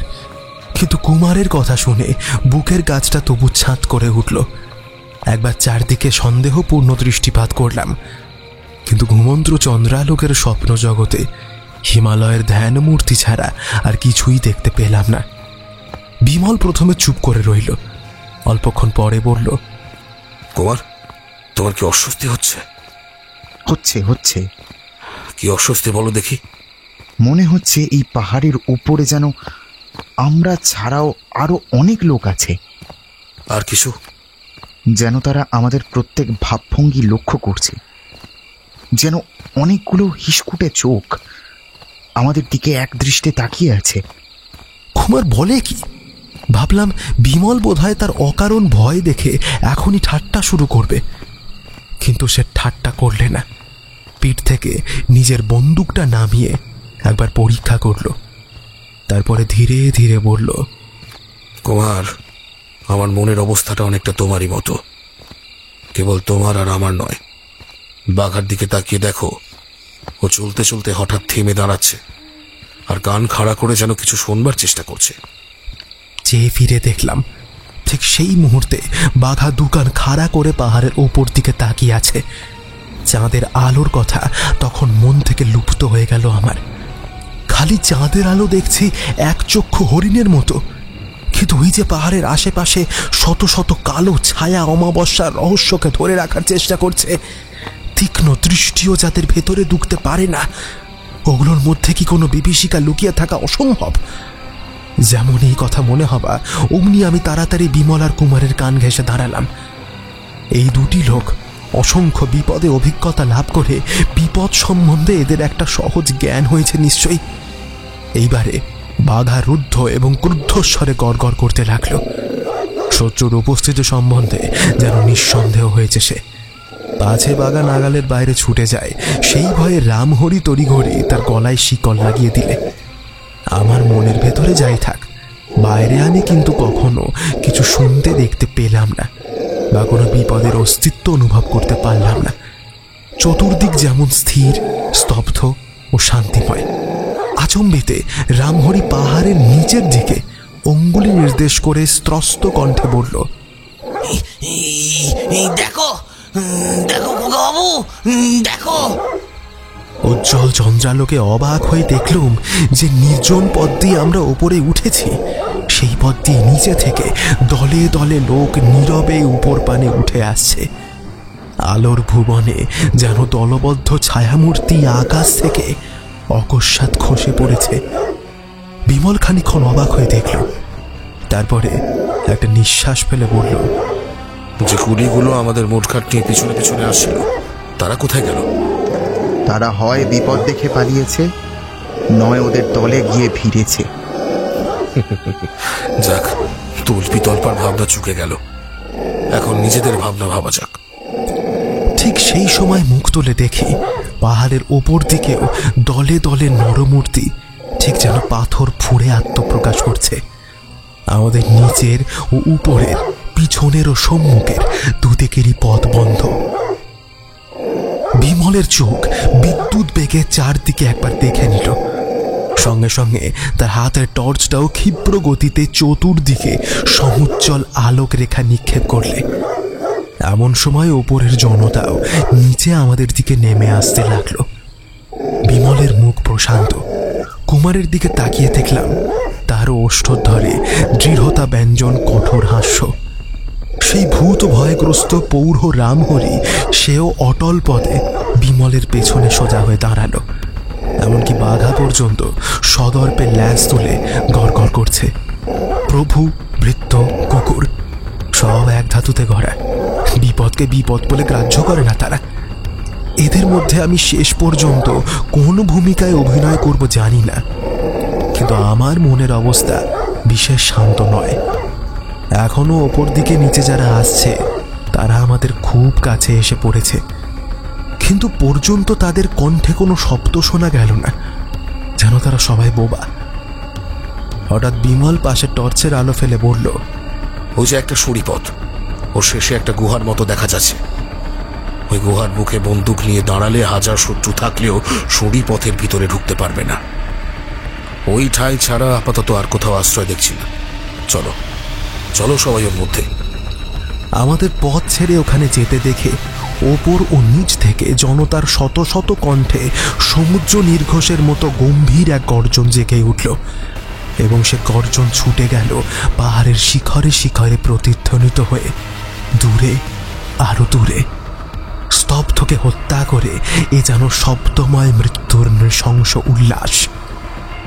সেই বিরাট জনতার বিপুল চিৎকার যখন নিরবিচ্ছিন্ন স্তব্ধতাকে নির্বাসিত করে আকাশ, বাতাস ও হিমাচলকেও কাঁপিয়ে তুলেছে, বিমল তখন অত্যন্ত নিশ্চিন্তভাবে টর্চের আলোকে গুহার ভেতরটা পরীক্ষা করতে লাগলো। তার ভাব দেখলে মনে হয় ও চিৎকারে যেন ভয় পাওয়ার কিছুই নেই। ও যেন বৈঠকখানার পাশের রাস্তায় আনন্দ মেলায় সমবেত নিরীহ জনতার নিরাপদ কোলাহল। গুহাটা ছোট হলেও আপাতত আমাদের আশ্রয়ের পক্ষে যথেষ্ট। আমি কিন্তু অতটা নিশ্চিন্ত হতে পারলাম না। বললাম, কিন্তু কিন্তু আমরা হচ্ছি 4 জন, আর ওরা বোধহয় 250-র কম হবে না। কুমার আমার পিঠ চাপড়াতে চাপড়াতে বলল, আজ এই গুড়লা গিরি সংকটে থার্মোপলির পুনরভিনয় হবে, কিন্তু হায়, আমাদের সঙ্গে কোনো কবি নেই। এই বীরত্বের কাহিনী পৃথিবীকে কে শোনাবে? দিলীপ, তুমি পদ্য লিখতে পারো? এ কি কৌতুকের সময়! আমি রেগে মাথা নেড়ে বললাম, না, লিখতে পারলেও এখন পদ্য নিয়ে মাথা ঘামাতাম না আমি। তবে কি করতে? কি উপায়ে প্রাণ বাঁচানো যায় আমি সেই চেষ্টাই করতাম। কেবলই চেষ্টা করে যদি প্রাণ বাঁচানো যেত তাহলে পৃথিবীতে আজ কোনো জীবজন্তুই মরতো না। না মরবার জন্য সবাই চেষ্টা করে, তবুও তো সবাই মরে। সুতরাং ও চেষ্টা ছেড়ে ভবিষ্যতে তুমি পদ্য লিখবার চেষ্টাই বরং করো, তবু কবি বলে নাম কিনতে পারবে। পৃথিবীতে এমন কোনো কবি আছেন বলে জানি না যিনি এখন কবিতা লিখতে পারেন। আমি কবি হলে লিখতে পারতাম দিলীপ। জীবন কি, মৃত্যু কি, দীপশিখা জ্বালা আর নেভার মতোই সহজ। আজকের পৃথিবীর সবচেয়ে বড় কবি তাই বলেছেন, জীবন মৃত্যু পায়ের ভৃত্য। তারপর একটু থামলো কুমার। বিমল ডাকলো, কুমার বলো। তিব্বতী হনুমানগুলো প্রায় আমাদের সামনে এসে পড়েছে। ওরা খুব জয়ধ্বনি করছে, ভাবছে আমরা ফাঁদে পড়েছি। এখন একে একে ধরে টিপে মেরে ফেললেই হয়, কিন্তু ওদের ধারণা যে ভুল সেটা কিভাবে বুঝিয়ে দেওয়া যায় বলো তো? কুমার একবার মুখ বাড়িয়ে বাইরেটা দেখে নিয়ে বলল, ওদের কাছেও বন্দুক আছে, কিন্তু সেকেলে গাদা বন্দুক। ইংরেজদের তিব্বত অভিযানের সময় ওই বন্দুক নিয়েই ওরা বীরদন্তে লড়াই করতে এসেছিল। তার ফল কি হয়েছিল জানো তো? আজও দেখছি ওরা ও বন্দুক ছাড়েনি। ওসব বন্দুক প্রত্যেকবার মাটিতে রেখে বারুদ ঠেসে তারপর টিপ করে গুলি ছুটতে কত সময় লাগবে বুঝেছো? হ্যাঁ, তার আগেই আমরা শত্রুদের ঝড়ের কলা গাছের মতো মাটিতে পেরে ফেলতে পারবো। ওরা অবশ্যই সুড়িপথে ঢুকে হাতাহাতি যুদ্ধে আমাদের কাবু করার চেষ্টা করবে। হ্যাঁ, ওরা কাছে আসতে পারলে আমরা বাঁচবো না, কিন্তু ওরা কাছে আসতে পারবে না। এই সুড়িপথে একসঙ্গে দুজন লোকের পক্ষে পাশাপাশি চলা অসম্ভব। এই পথে কেউ ঢুকলে জীবন নিয়ে আর বেরোতে পারবে না, বেঁচে থাকুক আমাদের হাতের একেলে বন্দুক। কিন্তু ওরা যদি এই গুহা অবরোধ করে, তাহলে 2-4 দিন পরেই অনাহারে আমাদের আত্মসমর্পণ করতে হবে। কিন্তু সে আজকের কথা নয়। আজকের কথা হচ্ছে বঙ্কিমচন্দ্রের ভাষায়, মারো মারো শত্রু মারো। ওই ওরা এসে পড়েছে। কুমার, কুমার, তুমি আমার পাশে এসে দাঁড়াও। রামহরি, দিলীপ, তোমরা আমাদের পিছনে থাকো। এখন আমাদের দরকার খুব তাড়াতাড়ি বন্দুক ছোড়া। আমি আর কুমার বন্দুকের নলগুলো খালি করেই দিলীপ আর রামহরিকে দেব। তারা তাদের বন্দুক আমাদের হাতে দিয়ে আবার আমাদের বন্দুকে টোটা পড়তে থাকবে। এই ব্যবস্থায় দিলীপ আর রামহরি বন্দুক ছুটতে পারবে না বটে, কিন্তু আমরা শত্রুদের উপরে গুলি বৃষ্টি করতে পারবো, এবং তা অশান্তভাবে। এখন পাহাড়ের ওপরকার ও নিচেকার দল একসঙ্গে মিলে গুহার সুড়িপথের সামনে দাঁড়িয়ে পরামর্শ করছে। এরা সবাই তিব্বতী। আজ দুপুরে আমাদের তাঁবুর ভেতরে হঠাৎ বেয়ারা মূর্তির আবির্ভাব হয়েছিল। তাদের সকলকেও দেখতে প্রায় সেই রকম। এদের অনেকেরই পিঠে বন্দুকের বদলে তীর ধনুকও দেখা গেল। আমি প্রথমে ভেবেছিলাম ভৈরব বোধহয় লোকজন সংগ্রহ করেছে পথের কাঁটা সরাবার জন্য, কিন্তু এখন দেখছি তা নয়। এরা নতুন লোক, কিন্তু এরা কারা? ডাকাত না গুপ্তধনের রক্ষক? যদিও এখনো তারা আক্রমণ করেনি, তবে এরা যে আমাদের বন্ধু নয় সেটা বেশ ভালোই বোঝা যাচ্ছে। বিমল ও কুমার গুহার অন্ধকার থেকে সরে এসে হুমড়ি খেয়ে বসে বন্দুক নিয়ে অপেক্ষা করছে, বোধহয় এদের উদ্দেশ্য কি সেটা বোঝবার জন্য। যদি এরা ঠিক শত্রু না হয় তাহলে উদ্দেশ্য বুঝতে বিলম্ব হলো না। হঠাৎ কয়েকটা বন্দুকের গর্জন শোনা গেল। তারপরে কয়েকজন লোক বিকট চিৎকার করে সুড়িপথের দিকে ছুটে এলো। নির্বোধ। বিমল বলল, ব্যাস, আর দয়া নয়। আগে সুড়িপথ সাফ করো, তারপর চড়াইয়ের পথে যারা আছে তাদের মারো। চালাও গুলি। এবং বিমল ও কুমারের বন্দুকরা সভাষায় অনর্গল কথা কইতে শুরু করলো। তাদের বন্দুক শূন্য হলেই আমাদের হাতে আসে এবং আমাদের বন্দুক যায় পূর্ণ দরে তাদের হাতে। দুই পক্ষের বন্দুকের শব্দে, জনতার চিৎকারে, আহতর আর্তনাদে আমার কানে তালা লেগে যাবার মতো হলো। শিকল বাঁধা বাঘাও আর কিছু সুবিধা করতে না পেরে কেবল গলাবাজির দ্বারাই আসর মাত করে তুললে। দেখতে দেখতে সুড়িপথ সাফ হয়ে গেল। সেখানে পড়ে রইল কেবল হত ও আহতদের দেহগুলো। তারপরে চড়াইয়ের পথে যারা ছিল গরমাগরম গুলির আস্বাদ পেয়ে তাদেরও সাহস উবে গেল। তারাও তাড়াতাড়ি পাহাড়ের আরো ওপর দিকে উঠে বন্দুকের নাগালের বাইরে গিয়ে দাঁড়ালো। সেখান থেকে কেবল চেঁচিয়েও লাফিয়ে আমাদের ভয় দেখাবার চেষ্টা করতে লাগলো। এত বিপদেও তাদের বাঁদুরে ভাবভঙ্গি দেখে আমি না এসে পারলাম না। বাঙালির ছেলে আমি, চিরদিন আদুরে গোপালের মতো বাপ মায়ের কোলেই মানুষ হয়ে এসেছি। আজকের এই আশ্চর্য দৃশ্য দেখতে দেখতে মনে হতে লাগলো যে ঘুমিয়ে ঘুমিয়ে আমি যেন রূপকথার রাজ্যে গিয়ে স্বপ্ন দেখছি। এই হিমালয়ের জ্যোৎস্নাময় তুষার সাম্রাজ্য, এই দলবদ্ধ শত্রু বাহিনীর আক্রমণ ও যুদ্ধ হুঙ্কার, এই বন্দুকের ঘন ঘন বজ্র গর্জন, এই চোখের সামনে এতগুলো নরবলি, এই মৃত্যু ভয়ের মূর্তিমান লীলা, এ সমস্তই আমার কাছে নতুন, একেবারে অভিনব। গল্পে এরকম ঘটনা পড়া বা শোনা আর সচক্ষে তা দেখা এক কথা নয়। আমি অভিভূতর মতো হয়ে গেলাম। সুরিপথ দিয়ে হামাগুড়ি দিয়ে আহতরা পালিয়ে যাচ্ছে সেখানে, এবং চড়াইয়ের ওপরে 10-12টা দেহ একেবারে স্থির হয়ে পড়ে আছে। সে হতভাগ্যরা আর কোনোদিন পালাতে পারবে না। বিমল বলল, দেখেছো কুমার, ওই জঙ্গলি বাঁদরগুলো বন্দুকের ব্যবহারও ভুলে গেছে। এতগুলো বন্দুকের শব্দ শুনলাম, কিন্তু একটাও গুলি গুহার ভিতরে এলো না। কিন্তু 2টো তীর গুহার ভেতরে এসেছে।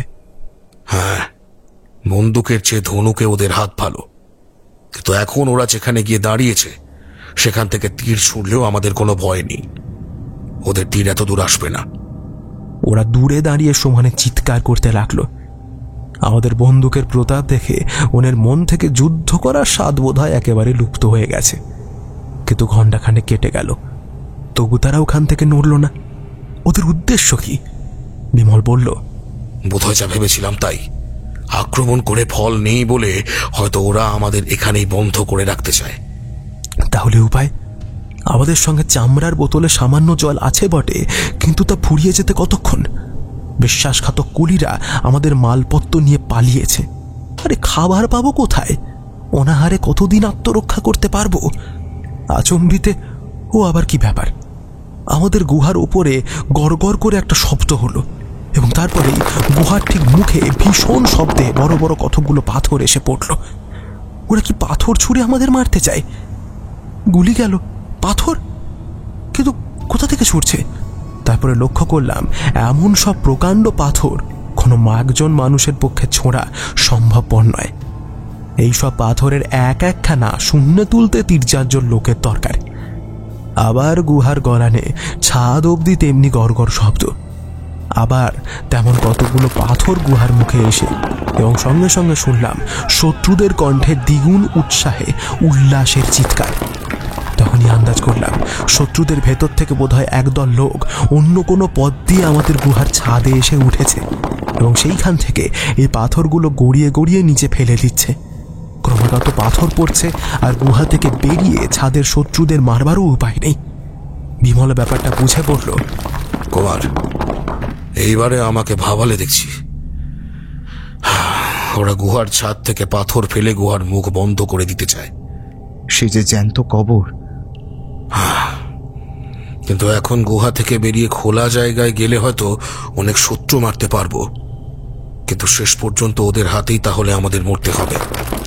কুমার চুপ করে রইল। হে বাবা কৈলাসের মহাদেব, তোমার রাজ্যে এসেছি বাবা, আমাদের রক্ষা করো।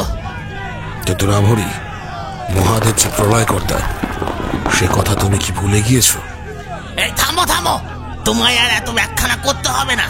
তুমি ভারী পণ্ডিত। হ্যাঁ, দুনিয়ার সব শুদ্ধ লোক যে শিব পূজা করছে তা কি মরবে বলেই করছে নাকি? হ্যাঁ, হে হে বাবা, হে বাবা কৈলাসের মহাদেব, এই খোকা বাবু ছেলে মানুষ, তার কথা তুমি রাগ করো না। তুই আমাদের রক্ষা করো বাবা, তুই আমাদের রক্ষা করো। এই পাথর পড়া বন্ধ করে দাও বাবা, এই পাথর পড়া বন্ধ করে দাও। গড়গড় করে আওয়াজ তো হচ্ছেই, পাথরের পর পাথর পড়ছে আর পড়ছেই। সেই সঙ্গে বারংবার জেগে উঠছে শত শত নির্মম কণ্ঠে পৈশাচিক অট্টহাস্য। গুহার আধখানা মুখ তখন পর্যন্ত বন্ধ হয়ে গেছে। বাকি আধখানা বন্ধ হলেই জীবন্ত জগতের সাথে আমাদের সকল সম্পর্কের অবসান। অর্ধরুদ্র গুহা পথ দিয়ে চন্দ্রকিরণ ভেতরে ঢুকে তখন নীরব ভাষায় কে যেন ডাক দিয়ে বলছিল, বন্ধু এখন কি আমায় আরো সুন্দর দেখাচ্ছে? রামহরি, এত রাতে এই শীতে শিব কৈলাসপুরীতে লেপ মুড়ি দিয়ে ঘুমিয়ে পড়েছেন। তোমার প্রার্থনা তিনি শুনতে পান। ও হচ্ছে খ্রিস্টানের কথা। ব্রহ্মা বিষ্ণু মহেশ্বর কি তোমার আমার মতো নাকি? হ্যাঁ, পৃথিবী তাদের মুখ চেয়ে আছে, তারাও পৃথিবীর শিওরে দিন রাত জেগে বসে আছে। বাবা, তারা যদি আমাদের দয়া না করে তাহলে বুঝবে আমরাই মহাপাপী, দয়ার যোগ্য নয়, বুঝেছো? অশিক্ষিত রামহরি সরল বিশ্বাসের কথা শুনে আমার চোখে জল এলো। বিমল বলল, কুমার, আমি এই অন্ধকূপের মধ্যে দিনে দিনে তিলে তিলে মরতে পারবো না। কি করবে? এখনো বাইরে যাওয়ার পথ আছে, আমি বাইরে যাব। তারপর শত্রু মারতে মারতে বীরের মতো হাসতে হাসতে মরবো। আবার কি? আমারও একই মত। দিলীপ, তুমি কি বলো? কোনো রকম মনের আবেগ সামলে বললাম, আমার কোনো মতই নেই, তোমরা যা বলবে তাই করব। আচম্বিতে বাইরের সমস্ত চিৎকার একসাথে থেমে গেল এবং সেই স্তব্ধতার মধ্যে শোনা গেল বহু দূরে অনেকগুলো জয়ঢাক ও তুড়ি ভেরি বেজে উঠছে। হিমারণ্যের এই অপরিসীম নিস্তব্ধতায় বহু দূরের শব্দকেও মনে হয় যেন কাছের শব্দ। তাই কত দূর থেকে সেই তুড়ি ভেরি ও ঢাকের শব্দ ভেসে আসছে ভালো করে সেটা বোঝা গেল না। রামহরি খুশি কণ্ঠে বললে, খোকাবু, খোকাবু দেখো, পাথর আর পড়ছে না, পাথর আর পড়ছে না। ব্যাপার কি বিমল? কিছু তো আমিও বুঝতে পারছি না, তবে কৈলাসের মহাদেব এসে যে ওদের পাথর ছুটতে বারণ করেননি এ বিষয়ে কোনো সন্দেহ নেই। কিন্তু কিন্তু ওই ঢাক আর ভেড়ি বাজছে কেন? ও কি কোনো সংকেত নেই? গুহামুখে যে পাথরগুলো জড়ো হয়েছে তার ওপর দিয়ে দেহের আধখানা বাড়িয়ে কুমার বলল, বিমল, বিমল, ওরা চলে যাচ্ছে। চলে যাচ্ছে? হ্যাঁ, খুব তাড়াতাড়ি চলে যাচ্ছে, দৌড়চ্ছে। যেখানে ওরা এতক্ষণ ছিল সেই জায়গাটা প্রায় খালি। হে হে বাবা, হে বাবা কৈলাসের মহাদেব, ওদের সুমতি দাও, ওদের সুমতি দাও বাবা। হে বাবা কৈলাসের মহাদেব, কলকাতায় গিয়ে ঘটা করে আমি তোমাকে পুজো দেব বাবা, ঘটা করে আমি তোমাদের পুজো দেব।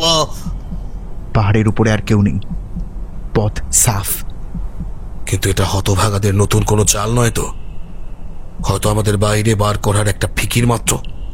প্রায় ঘন্টা খানেক আমরা গুহার ভেতরে বসে রইলাম, কিন্তু বাইরের আর কারুর সাড়া পাওয়া গেল না।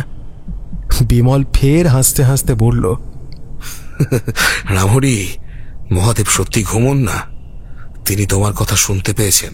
খোকা বাবু, কলকাতায় গিয়ে আমাকে 10 টাকা দিও তো, আমি আমার ঠাকুরকে পুজো দেব বলে মানত করেছি।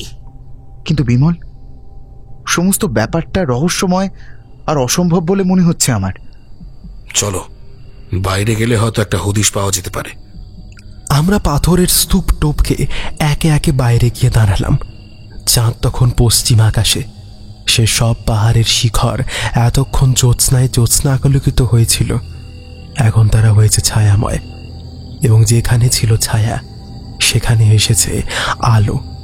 সুরিপথে 5 জন তিব্বতী মোড়ে কাঠ হয়ে পড়ে আছে। আমাদের প্রাণবধ করতে এসে এরা নিজেদের প্রাণী রক্ষা করতে পারলে না। পৃথিবীতে মানুষের যদি ভবিষ্যৎ দৃষ্টি থাকত তাহলে জগতে অনেক যুদ্ধবিগ্রহই ঘটত না, অনেক পাপীও সাবধান হতো। মৃতদেহগুলোর বিকৃত ভয়ানক মুখ দেখে শিউরে উঠলাম। কোনো রকমে পাশ কাটিয়ে আবার চড়াইয়ে গিয়ে হাঁপ ছেড়ে বাঁচলাম। হঠাৎ আমার পায়ের তলায় কে কাঁদো কাঁদো গলায় বলল, বাবুজি, পানি, পানি। চমকে উঠে দেখি সেখানে একজন আহত তিব্বতী পড়ে রয়েছে। বিমল তখনই নিজের বোতল থেকে তার মুখে জল ঢেলে দিলে। বন্দুকের গুলি তার বুকে লেগেছে। সে এত হাঁপাচ্ছে যে বেশ বোঝা গেল তার আর মৃত্যু দেরি নেই। বিমল হিন্দিতে জিজ্ঞাসা করল, তোমাদের লোকজনরা হঠাৎ পালিয়ে গেল কেন? লামারা বিপদের সংকেত করেছে বলে চলে গেছে, তারা পালায়নি। তাই কি ভেরিয়ার ঢাক বাজছিল? হ্যাঁ। বিপদটা কিসের? গুপ্তধনের গুহায় চোর ঢুকেছে। শিলা ছেঁড়া ধনুকের মতো হঠাৎ শীতে হয়ে দাঁড়িয়ে উঠল বিমল। তারপর কি ভেবে আবার বসে পড়ে জিজ্ঞাসা করল, তোমরা আমাদের আক্রমণ করেছিলে কেন? ফুরাঙে কজন বাঙালিকে আমরা গ্রেপ্তার করেছিলাম। জুম্পানওয়ালাকে অনেক টাকা জরিমানা দিয়ে তারা চালান পায়। সে বাঙালিদের মুখে শোনা গেল গুপ্তধন আনবার জন্য তোমরা এদিকে এসেছো। জুম্পানওয়ালা তাই আমাদের পাঠিয়েছে। আর সেই বাঙালিরা? আমি জানি না বাবুজি, আর আমি কিচ্ছু বলতে পারবো না। আমার দম বন্ধ হয়ে আসছে। আমাকে আরেকটু জল দিয়ে। বিমল তার গলায় আবার জল ঢেলে দিল। মিনিট 10 পরে সে অন্তিম শ্বাস ত্যাগ করল। চমৎকার। চমৎকার? চমৎকার আবার কি? ওই ভৈরবের বুদ্ধি। বেশ বোঝা যাচ্ছে শাসনকর্তাকে ঘুষ দিয়ে সে মুক্তি পেয়েছে। তারপর এখানকার সেপাই চৌকিদারদের চোখ আমাদের দিকে আকৃষ্ট করেছে। তারা আমাদের নিয়ে ব্যস্ত, অন্যমনস্ক হয়ে আছে। আর সেই ফাঁকে ভৈরব তার সাঙ্গপাঙ্গ নিয়ে গুপ্তধনের সন্ধানে যাত্রা করেছে।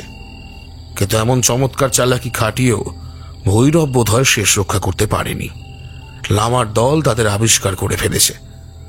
জয়ঢাক প্রভৃতি বাজিয়ে তারা তাই সাহায্য প্রার্থনা করছে। এতক্ষণে সব পরিষ্কার হয়ে গেল। এখন নাটকের শেষ অঙ্কের অভিনয় হচ্ছে। চলো চলো, আমাদের যথা সময়ে রঙ্গমঞ্চে গিয়ে হাজির হতে হবে। আমরা যখন গেরুলার ওপরে উঠে ওপাশের উতরাই দিয়ে নিচের দিকে নামছি, তখন চাঁদের আলো ধীরে ধীরে উষার আলোর সঙ্গে মিশিয়ে যাচ্ছে। কোনো অদৃশ্য চিত্রকর যেন দুরকম আলো রং করে একসঙ্গে মিলিয়ে নতুন কোনো অপূর্ব ছবি আঁকবার জন্য প্রস্তুত হচ্ছেন। কুয়াশার ভেতর থেকে যেন রূপ কাহিনীর মায়া জগৎ একটু একটু করে আত্মপ্রকাশ করছে।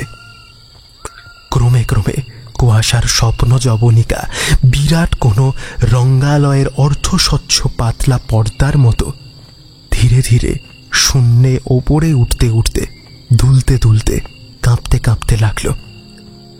এই সেই ভুবন বিখ্যাত কৈলাস পর্বত। নীলিমার কোলে যেন তুষারের পড়া বিরাট এক শিবলিঙ্গ।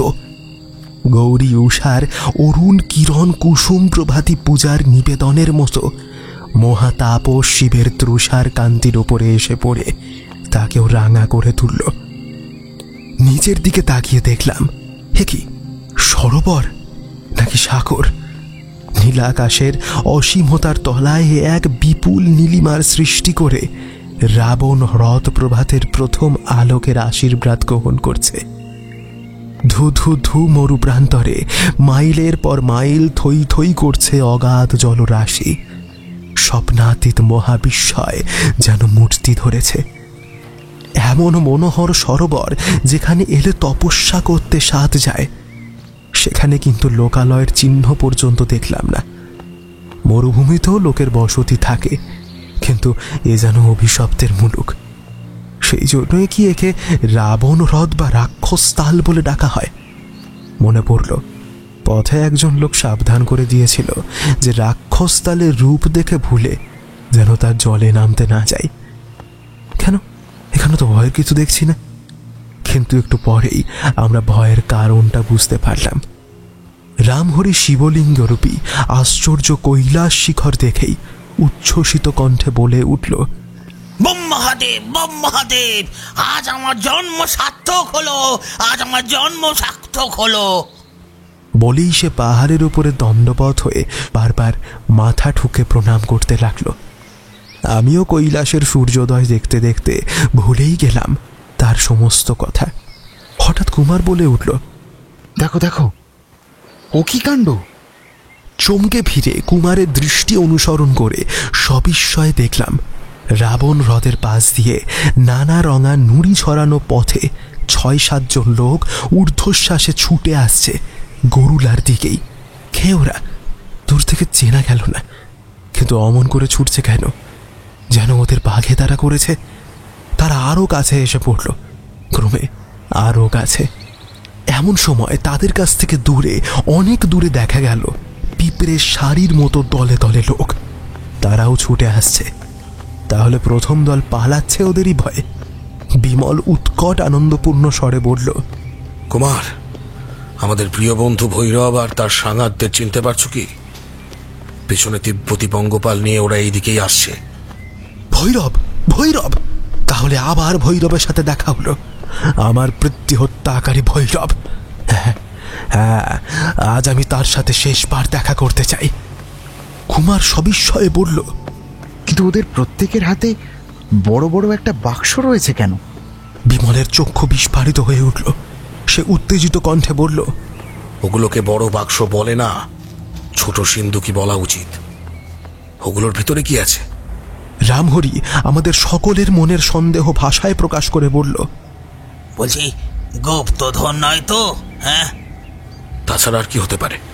প্রাণের ভয়ে পালাবার সময় ওরা যখন সিন্দুকগুলো ছাড়েনি, তখন ওদের মধ্যে খুব দামি জিনিস ছাড়া আর কিছু থাকতে পারে না। ওরা যাকে ধন নিয়ে এলো, ভূত কিছু বললো না? হ্যাঁ, দেখে দুঃখে আমার হৃৎপিণ্ড ফেটে যাবার মতো হলো। 7 ঘাটের জল খেয়ে এখানে এসে হাজির হলাম কি এই দেখবার জন্য?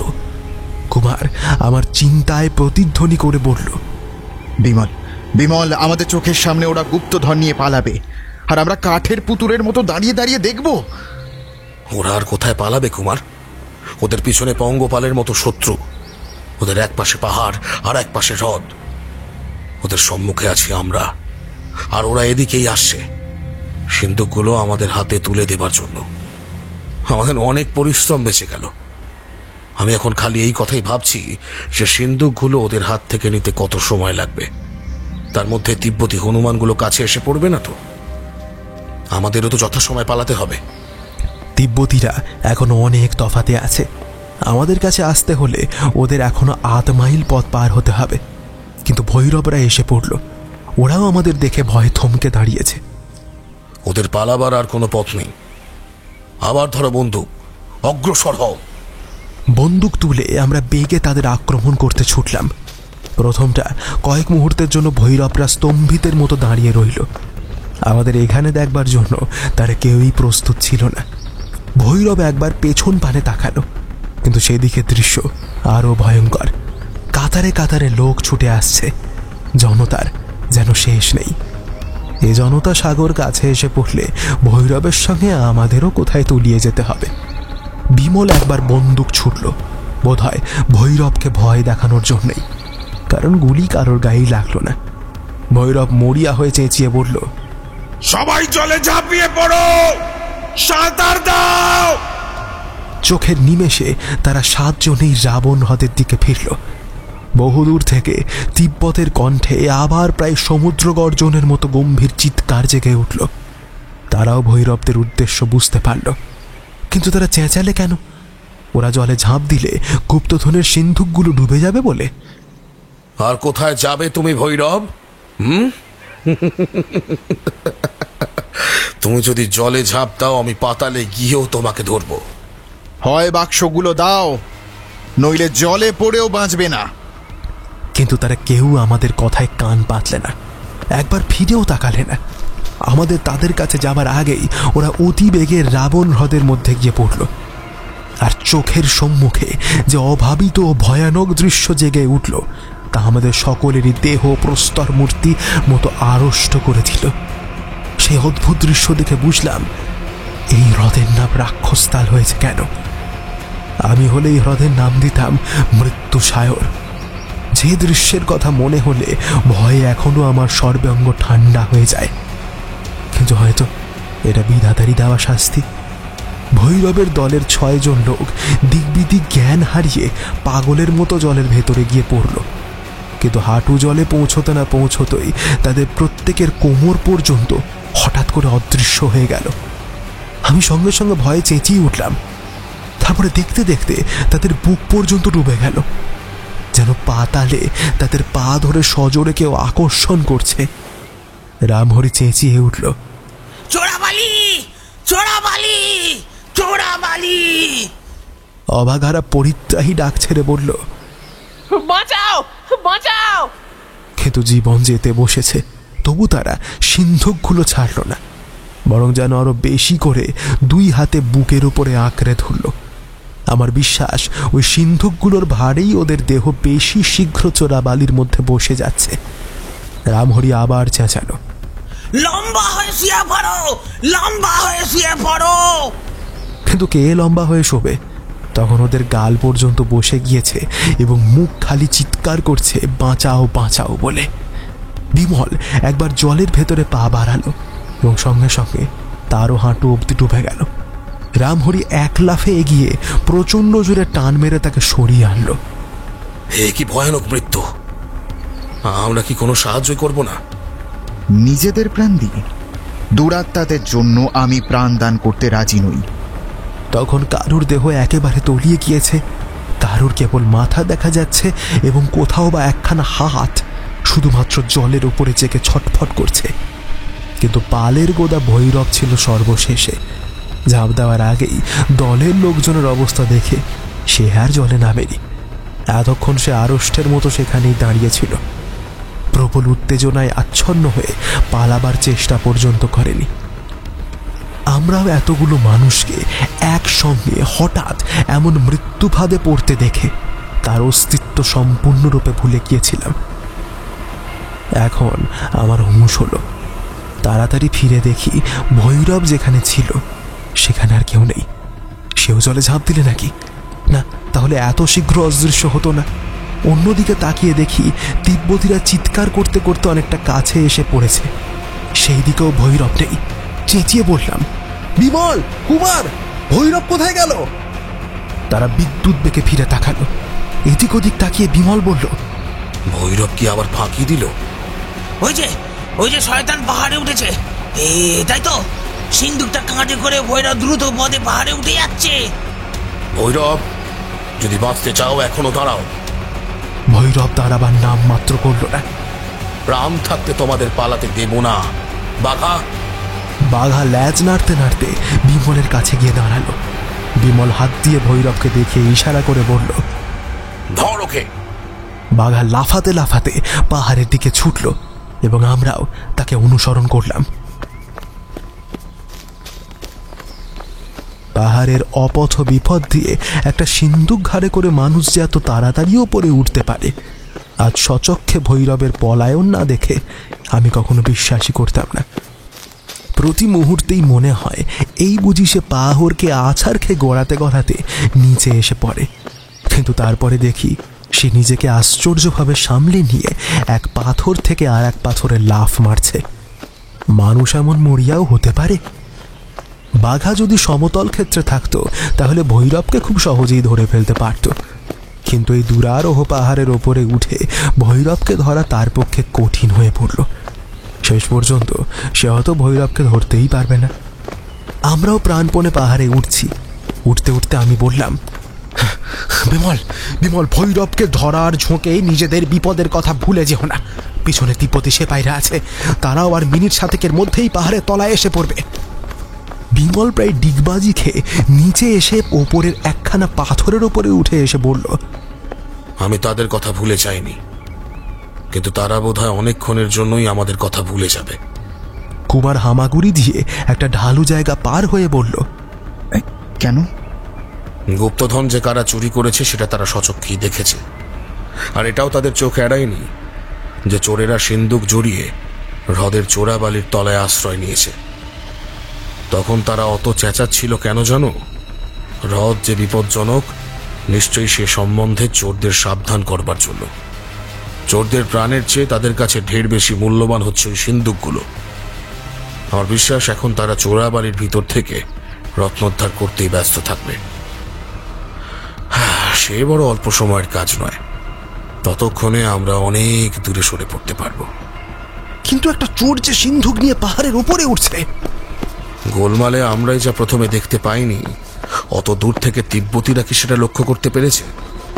এখন ভৈরব বা বাঘা কাউকেই দেখা যাচ্ছে না। কেবল পাহাড়ের আড়াল থেকে শোনা যাচ্ছে বাঘার চিৎকার।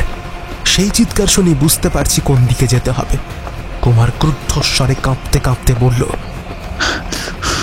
রাস্কেল ভৈরব, আমাদের যে দম ছুটে গেল। এখনো সে কত দূর? বোধহয় আর বেশি দূরে নেই, খুব কাছেই বাঘার চিৎকার শোনা যাচ্ছে। লোকটার গায়ে শক্তি তো কম নয়। অত বড় একটা বোঝা নিয়ে এখনো এই পথ দিয়ে উঠতে পারছে। বলবান বটে। এমন সময় একটা উঁচু পাথরের ওপর থেকে লাফিয়ে উঠে দেখি সামনে খানিকটা সমতল জায়গা। এবং তার উপর দিয়ে প্রথমে ভৈরব এবং তার পেছনে বাঘা দৌড়াদৌড়ি করছে। আমি মহা আনন্দে চেঁচিয়ে উঠলাম, বিমল, কুমার, ওই যে ভৈরব! তারাও এক লাফে আমার পাশে এসে দাঁড়ালো।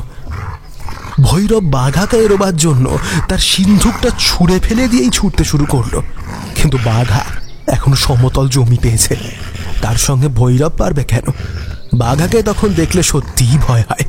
তার বাঘের মতো ছোপ ধরা প্রকাণ্ড দেহ ক্রোধে ফুলে যেন আরো বড় হয়ে উঠেছে। রাঙা টকটকে জিভখানা বাইরে বেরিয়ে পড়েছে, পথশ্রমে মুখের দুপাশ দিয়ে ফেনা ঝরছে, বড় বড় ধারালো দাঁতগুলো শিকার ধরবার জন্য প্রস্তুত হয়ে আছে এবং তীক্ষ্ণ দুটো চক্ষুতে ফুটেছে ক্ষুধিত হিংসার বিদ্যুৎ। সে একেবারে মস্ত লাফ মেরে ভৈরবের বুক পর্যন্ত উঠে তার গলা কামড়ে ধরবার চেষ্টা করল, কিন্তু পারল না। ভৈরব তাকে ঝেড়ে ফেলে অন্যদিকে ছুটে গেল। সাব্বাস বাঘা, বাহাদুর বাঘা, ধর ওর প্রতিটা কামড়ে ধর। ভৈরব ছুটতে ছুটতে বিষম চেঁচিয়ে উঠল, রক্ষে করো, রক্ষে করো, আমি ধরা দিচ্ছি, রক্ষে করো। বাঘা, বাঘা থাম। বাঘা অমনি দাঁড়িয়ে পড়ল যেন নিশ্চল মূর্তি। আশ্চর্য শিক্ষিত কুকুর। আমরা সকলে যখন ভৈরবের চারপাশে গিয়ে দাঁড়ালাম, সে তখন দুহাতে ভর দিয়ে মাটিতে বসে পড়ে হেঁট মুখে ভয়ানক হাঁপাচ্ছে। খানিকক্ষণ নীরবে তার দিকে তাকিয়ে রইলাম। এমন ভয়ানক মানুষ দ্রষ্টব্য জীবই বটে। আমাদের মতনই দেখতে তার দেহ, কিন্তু তার মন যে কোনো পশুর চেয়েও হীন। এক একজন মানুষকে সৃষ্টিকর্তা এমন করে করেন কেন? বিমল তার সামনে বসে পড়ে বলল, তারপর ভৈরব, এখন কি করা যেতে পারে তোমাকে নিয়ে? ভৈরব তার তীক্ষ্ণ চক্ষু তুলে হেসে বলল, আমাকে নিয়ে কি করতে চাও তুমি? আমি কি করতে চাই? আচ্ছা, আগে তোমার কীর্তিকলাপের ফর্দটা একটু নাড়াচাড়া করে দেখি। প্রথমত, তুমি দিলীপের বাবাকে হত্যা করেছো। দ্বিতীয়ত, তুমি কিষেন সিংকে হত্যা করেছো। তৃতীয়ত, তুমি আমাদের যন্ত্রণা দিয়ে হত্যা করবার চেষ্টা করেছো। বারবার গুপ্তধনের ম্যাপ চুরি, আমাদের পিছনে তিব্বতীদের লেলিয়ে দেওয়া। তোমার এসব কীর্তির কথা না হয় ছেড়েই দিলাম। এখন তুমিই বলো দেখি, আমাদের কাছ থেকে কতটুকু দয়া তোমার প্রত্যাশা করা উচিত? দয়া? দয়া আমি কারুর কাছেই প্রত্যাশা করি না। আমি আমার কর্তব্য পালন করছি। দিলীপের ঠাকুরদা আমার বাবাকে খুন করেছিল, আমি তারই প্রতিশোধ নেওয়ার চেষ্টা করছি মাত্র। মিথ্যে কথা। মিথ্যা কথা? জানো তুমি দিলীপ, গুপ্তধনের গুহায় গিয়ে আমি আমার বাবার কঙ্কাল আবিষ্কার করেছি। সেই কঙ্কালের পাশে এখনো একখানা ছোরা পড়ে আছে। তিব্বতীদের ভয়ে তোমার ঠাকুরদা আমার বাবাকে মেরেও গুপ্তধন আনতে পারেনি। এসব কথা আমি আমার মায়ের মুখে শুনেছি। তোমার বাবা হয়তো তোমার মতোই সাধু ছিলেন, হয়তো তাকে মেরে দিলীপের ঠাকুরদা কোনো অন্যায় করেননি। যেমন আজ তোমাকে বধ করলে আমাদেরও কোনো অন্যায় হবে না। তোমাদের সঙ্গে আমি আর কথা কাটাকাটি করতেও চাই না। তোমরা জিতেছো আর আমি হেরেছি, যদিও আসল জয়ী আমি হয়েছি। কারণ গুপ্তধনের গুহায় তোমরা ঢুকতে পারোনি, কিন্তু পথ থেকে সমস্ত বাধা সরিয়ে আমি সেই বিশাল গুহা আবিষ্কার করেছি। তার ভিতরে ঢুকেছি, সেখানকার কুবেরের ঐশ্বর্য আমি সচক্ষে দেখেছি। সে অফুরন্ত ধনরত্ন সেখানে থরে থরে সাজানো আছে, যা তোমরা কেউ কল্পনাও করতে পারো না। আমরা নিয়ে আসতে পেরেছি তার কয়েকটা কণা মাত্র। আমার দলের লোকেরা যদি গবেটের মতো গুহার ভিতর অতক্ষণ সময় নষ্ট না করত আর যথাসময় চুপি চুপি বেরিয়ে আসতে পারত, তাহলে ওই তিব্বতী বাঁদরগুলো কিছুই টের পেত না। তোমরাও আমাদের ধরতে পারতে না, আর আমার সঙ্গীদেরও ওই পাতাল প্রবেশ করতে হতো না। এই সিন্ধুকগুলো পাহাড়ের অন্য কোনো গুহায় লুকিয়ে রেখে আমরা আবার আসতাম, কিন্তু সেখানে যাওয়ার পথ একেবারে বন্ধ। তিব্বতীরাও সাবধান হয়ে গেছে। তোমরাও এখন তাদের চোখে ধুলো দিতে পারবে না। এখন এই ভেবেই আমার আনন্দ হচ্ছে যে নিয়তির চক্রান্তে সফল হয়েও আমি বিফল হয়েছি বটে, কিন্তু সেই সঙ্গে তোমাদের সব আশাও নির্মূল হয়েছে।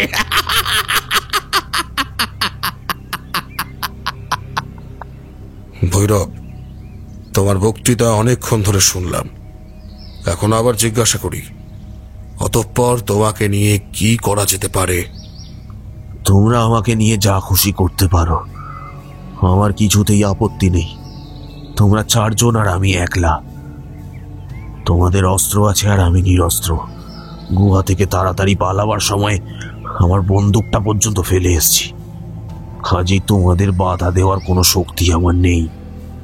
বিমল মৃদু হেসে হাতের বন্দুকটা আমাদের দিকে নিক্ষেপ করল। কোমরবন্ধ থেকে রিভলভারটাও বার করে রামহরির হাতে দিল। তারপরে ধীর স্বরে বলল, আমিও এখন তোমার মতোই নিরস্ত্র। আর তোমার দলের লোকেরা?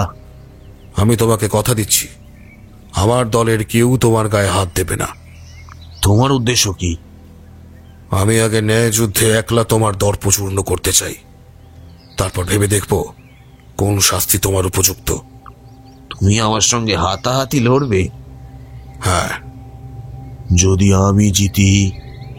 তাহলে তুমি স্বাধীন। ওই সিন্দুকটা নিয়ে তুমি যেখানে খুশি চলে যেতে পারো। মহা আনন্দে ভৈরবের 2 চক্ষু জলজল করতে থাকল। সে উঠে দাঁড়িয়ে প্রফুল্ল স্বরে বলল, তাহলে ধরে নাও আমি এখনই স্বাধীন হয়েছি। আমার এই হাত দুখানা দেখেছো? এই দুখানা হাত দিয়ে অনেক বড় বড় পালোয়ানকেও আমি মাটির সাথে মিশিয়ে দিয়েছি। খালি হাতে তোমরা 4 জনও আমার বিরুদ্ধে দাঁড়ালে আমি হাসতে হাসতে লড়তে রাজি আছি। তোমাকে আর অতটা বাহাদুরি দেখাতে হবে না, তুমি কেবল আমার সঙ্গেই লড়ো। ভৈরব যখন তার বিপুল দেহ আরো ফুলিয়ে সোজা হয়ে দাঁড়ালো, তখন বিমলের জন্য আমারও ভয় হলো। বিমলের চেয়ে তার চেহারা কেবল বড়ই না, জোয়ানও বটে। রামহরি উদ্বিগ্ন কণ্ঠে বলল, খোকা বাবু, ওই পাপিষ্ঠদের সঙ্গে তোমার আর লড়ে কাজ নেই। তুমি থামো রামহরি। কুমারের দিকে তাকালাম। সে কিন্তু দিব্য নিশ্চিন্তের মতো 2 পা ছড়িয়ে বসে বাঘার গায়ে হাত বুলিয়ে দিচ্ছে। তার মুখে মৃদু মৃদু হাসি, যেন যুদ্ধের ফল কি হবে সেটা সে এখন থেকেই জানে। বিমল প্রস্তুত হয়ে দাঁড়িয়ে বলল, ভৈরব, তুমি কি লড়বে? কুস্তি, ঘুষি না যুদ্ধ? কুস্তি। কিন্তু সাবধান ভৈরব, অন্যায় যুদ্ধ করলে আমাদের কাছ থেকে তুমি 1 তিল দয়াও পাবে না। একটা তুচ্ছ লোককে হারাবার জন্য অন্যায় যুদ্ধের দরকার হবে না। তোমার বন্ধুকে আমি ধরবো আর আছাড় মারবো। হুঁশিয়ার! বুনো মোষের মতো তেড়ে সে বিমলকে চেপে ধরার চেষ্টা করল, কিন্তু বিমল সাঁ করে তার নাগালের বাইরে গিয়ে দাঁড়ালো। ভৈরব আবার চেষ্টা করল, কিন্তু সেবারেও কোনো সুবিধা করতে পারল না। আমি বিমলের শক্তির কথা ঠিক জানি না, কিন্তু গোড়াতেই এটা বুঝতে পারলাম যে ভৈরবের চেয়ে তার গতি বেশ বেশি। ভৈরব আবার আক্রমণ করল, কিন্তু এবারে বিমল তার সরে গেল না। দুজনেই দুজনের কঠিন আলিঙ্গনে আবদ্ধ হলো এবং দুজনেই দুজনকে মাটিতে ফেলে ফেলার জন্য প্রাণপণ শক্তি প্রয়োগ করতে লাগলো। উত্তেজনায় আমার শ্বাস রুদ্ধ হয়ে গেল। এইবারে আসল পরীক্ষা। বিমলের মুখ দেখা যাচ্ছে না, কিন্তু ভৈরবের মুখ দেখলাম রাঙা টকটকে হয়ে উঠেছে। নিশ্চয়ই দেহের সমস্ত শক্তি সে ব্যবহার করছে। কিন্তু বিমল ভূমিষ্যাৎ হল না, হঠাৎ নিজেকে মুক্ত করে নিল। বুঝলাম ভৈরবের চেয়ে সে বেশি কৌশলী। আবার দুজনে খানিকক্ষণ জড়াজড়ি হলো। আবার ভৈরব পেশিস্ফলিত বাহু ছাড়িয়ে দিয়ে বিমল সরে এলো। ভৈরব হাঁপাতে শুরু করেছে, কিন্তু বিমলের শ্বাস প্রশ্বাস স্বাভাবিক। বুঝলাম বিমলের দম বেশি। আমার মনে আশার সঞ্চয় হলো। ভৈরব এতক্ষণ লড়ছিল হাসতে হাসতে, কিন্তু তার মুখ এখন গম্ভীর। সে বুঝে নিয়েছে কেবল গায়ের জোরে বিমলকে সহজে কাবু করা যাবে না, এবং তাকে তাড়াতাড়ি কাবু করতে না পারলে শেষটা হয়তো দমের জোরেই বিমল তাকে কাবু করে ফেলবে। এতক্ষণ বিমল শুধু আত্মরক্ষা করছিল, এবার হঠাৎ দেখে সে আক্রমণ করলে বোধহয় সে ভৈরবের শক্তির মাত্রা বুঝে নিয়েছে। ভৈরব তার আক্রমণ ঠেকাতে চেষ্টা করলে কিন্তু পারল না। বিমল তাকে মাটিতে তুলে 2 হাত উঁচুতে তুলে হাত চারেক দূরে ছুঁড়ে ফেলেছিল। তার শক্তি সম্বন্ধে আমার আর কোনো সন্দেহ রইল না। সানন্দে আমি কুমারের দিকে একবার তাকিয়ে দেখি, সেও তখন ওই একইভাবে বসে বাঘার গায়ে সাদরে হাত বুলিয়ে দিচ্ছে। এতক্ষণে তার নিশ্চিন্ততার কারণ বুঝলাম। বিমলের ক্ষমতা সে জানে। ভৈরবের মুখে ভাব তখন ভয়ঙ্কর। মাটির উপরে তাড়াতাড়ি উঠে বসে সে রাগে অজ্ঞানের মতো ছুটে এলো, কিন্তু এবারে বিমল আর তাকে এড়াবার চেষ্টা করল না। সে কাছে আসতেই কি এক কৌশলের তার দেহকে চোখের নিমেষে আবার শূন্যে তুলে ভূতলে নিক্ষেপ করল। ভৈরব বেজায় হাঁপাতে হাঁপাতে উঠে দাঁড়ালো। তার গায়ের জোরের গর্ব আর রইল না। কুমার অবহেলা ভরে বলল, বিমল, ওকে চিৎ করে এবারে এই বেলে খেলা সাঙ্গ করো। তাই দিচ্ছি। এই বলেই বিমল আবার বেগে অগ্রসর হলো, কিন্তু হঠাৎ একখানা বড় পাথরে হোঁচট খেয়ে ভূতলে পড়ে গেল। চোখের পলক পড়তে না পড়তেই ভৈরব একখানা প্রস্তর তুলে নিয়ে বিমলের মাথার উপরে নিক্ষেপ করতে উদ্যত হলো, এবং তার পর মুহূর্তেই অতি সতর্ক রামহরির হাতের রিভলভার গর্জে উঠল।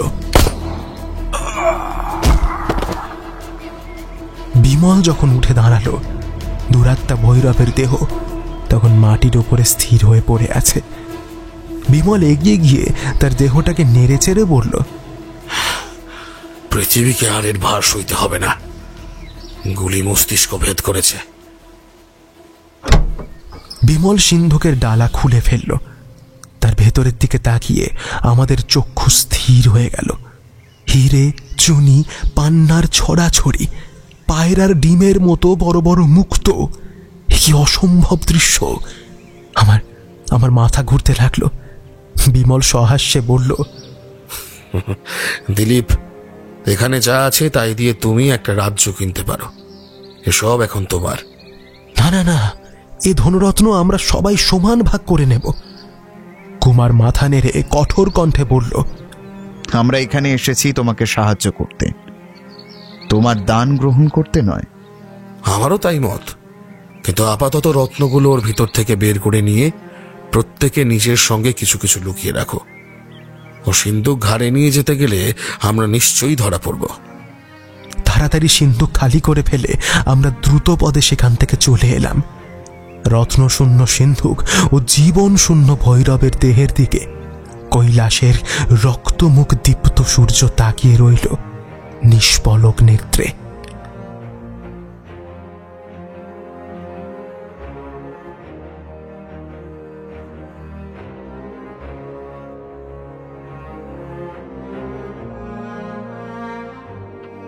শুনছিলেন হেমেন্দ্র কুমার রায়ের কলমে বিমল কুমারের দুর্ধর্ষ অ্যাডভেঞ্চার কাহিনী কুবেরপুরীর রহস্য। গল্পপাঠ অভিজিৎ।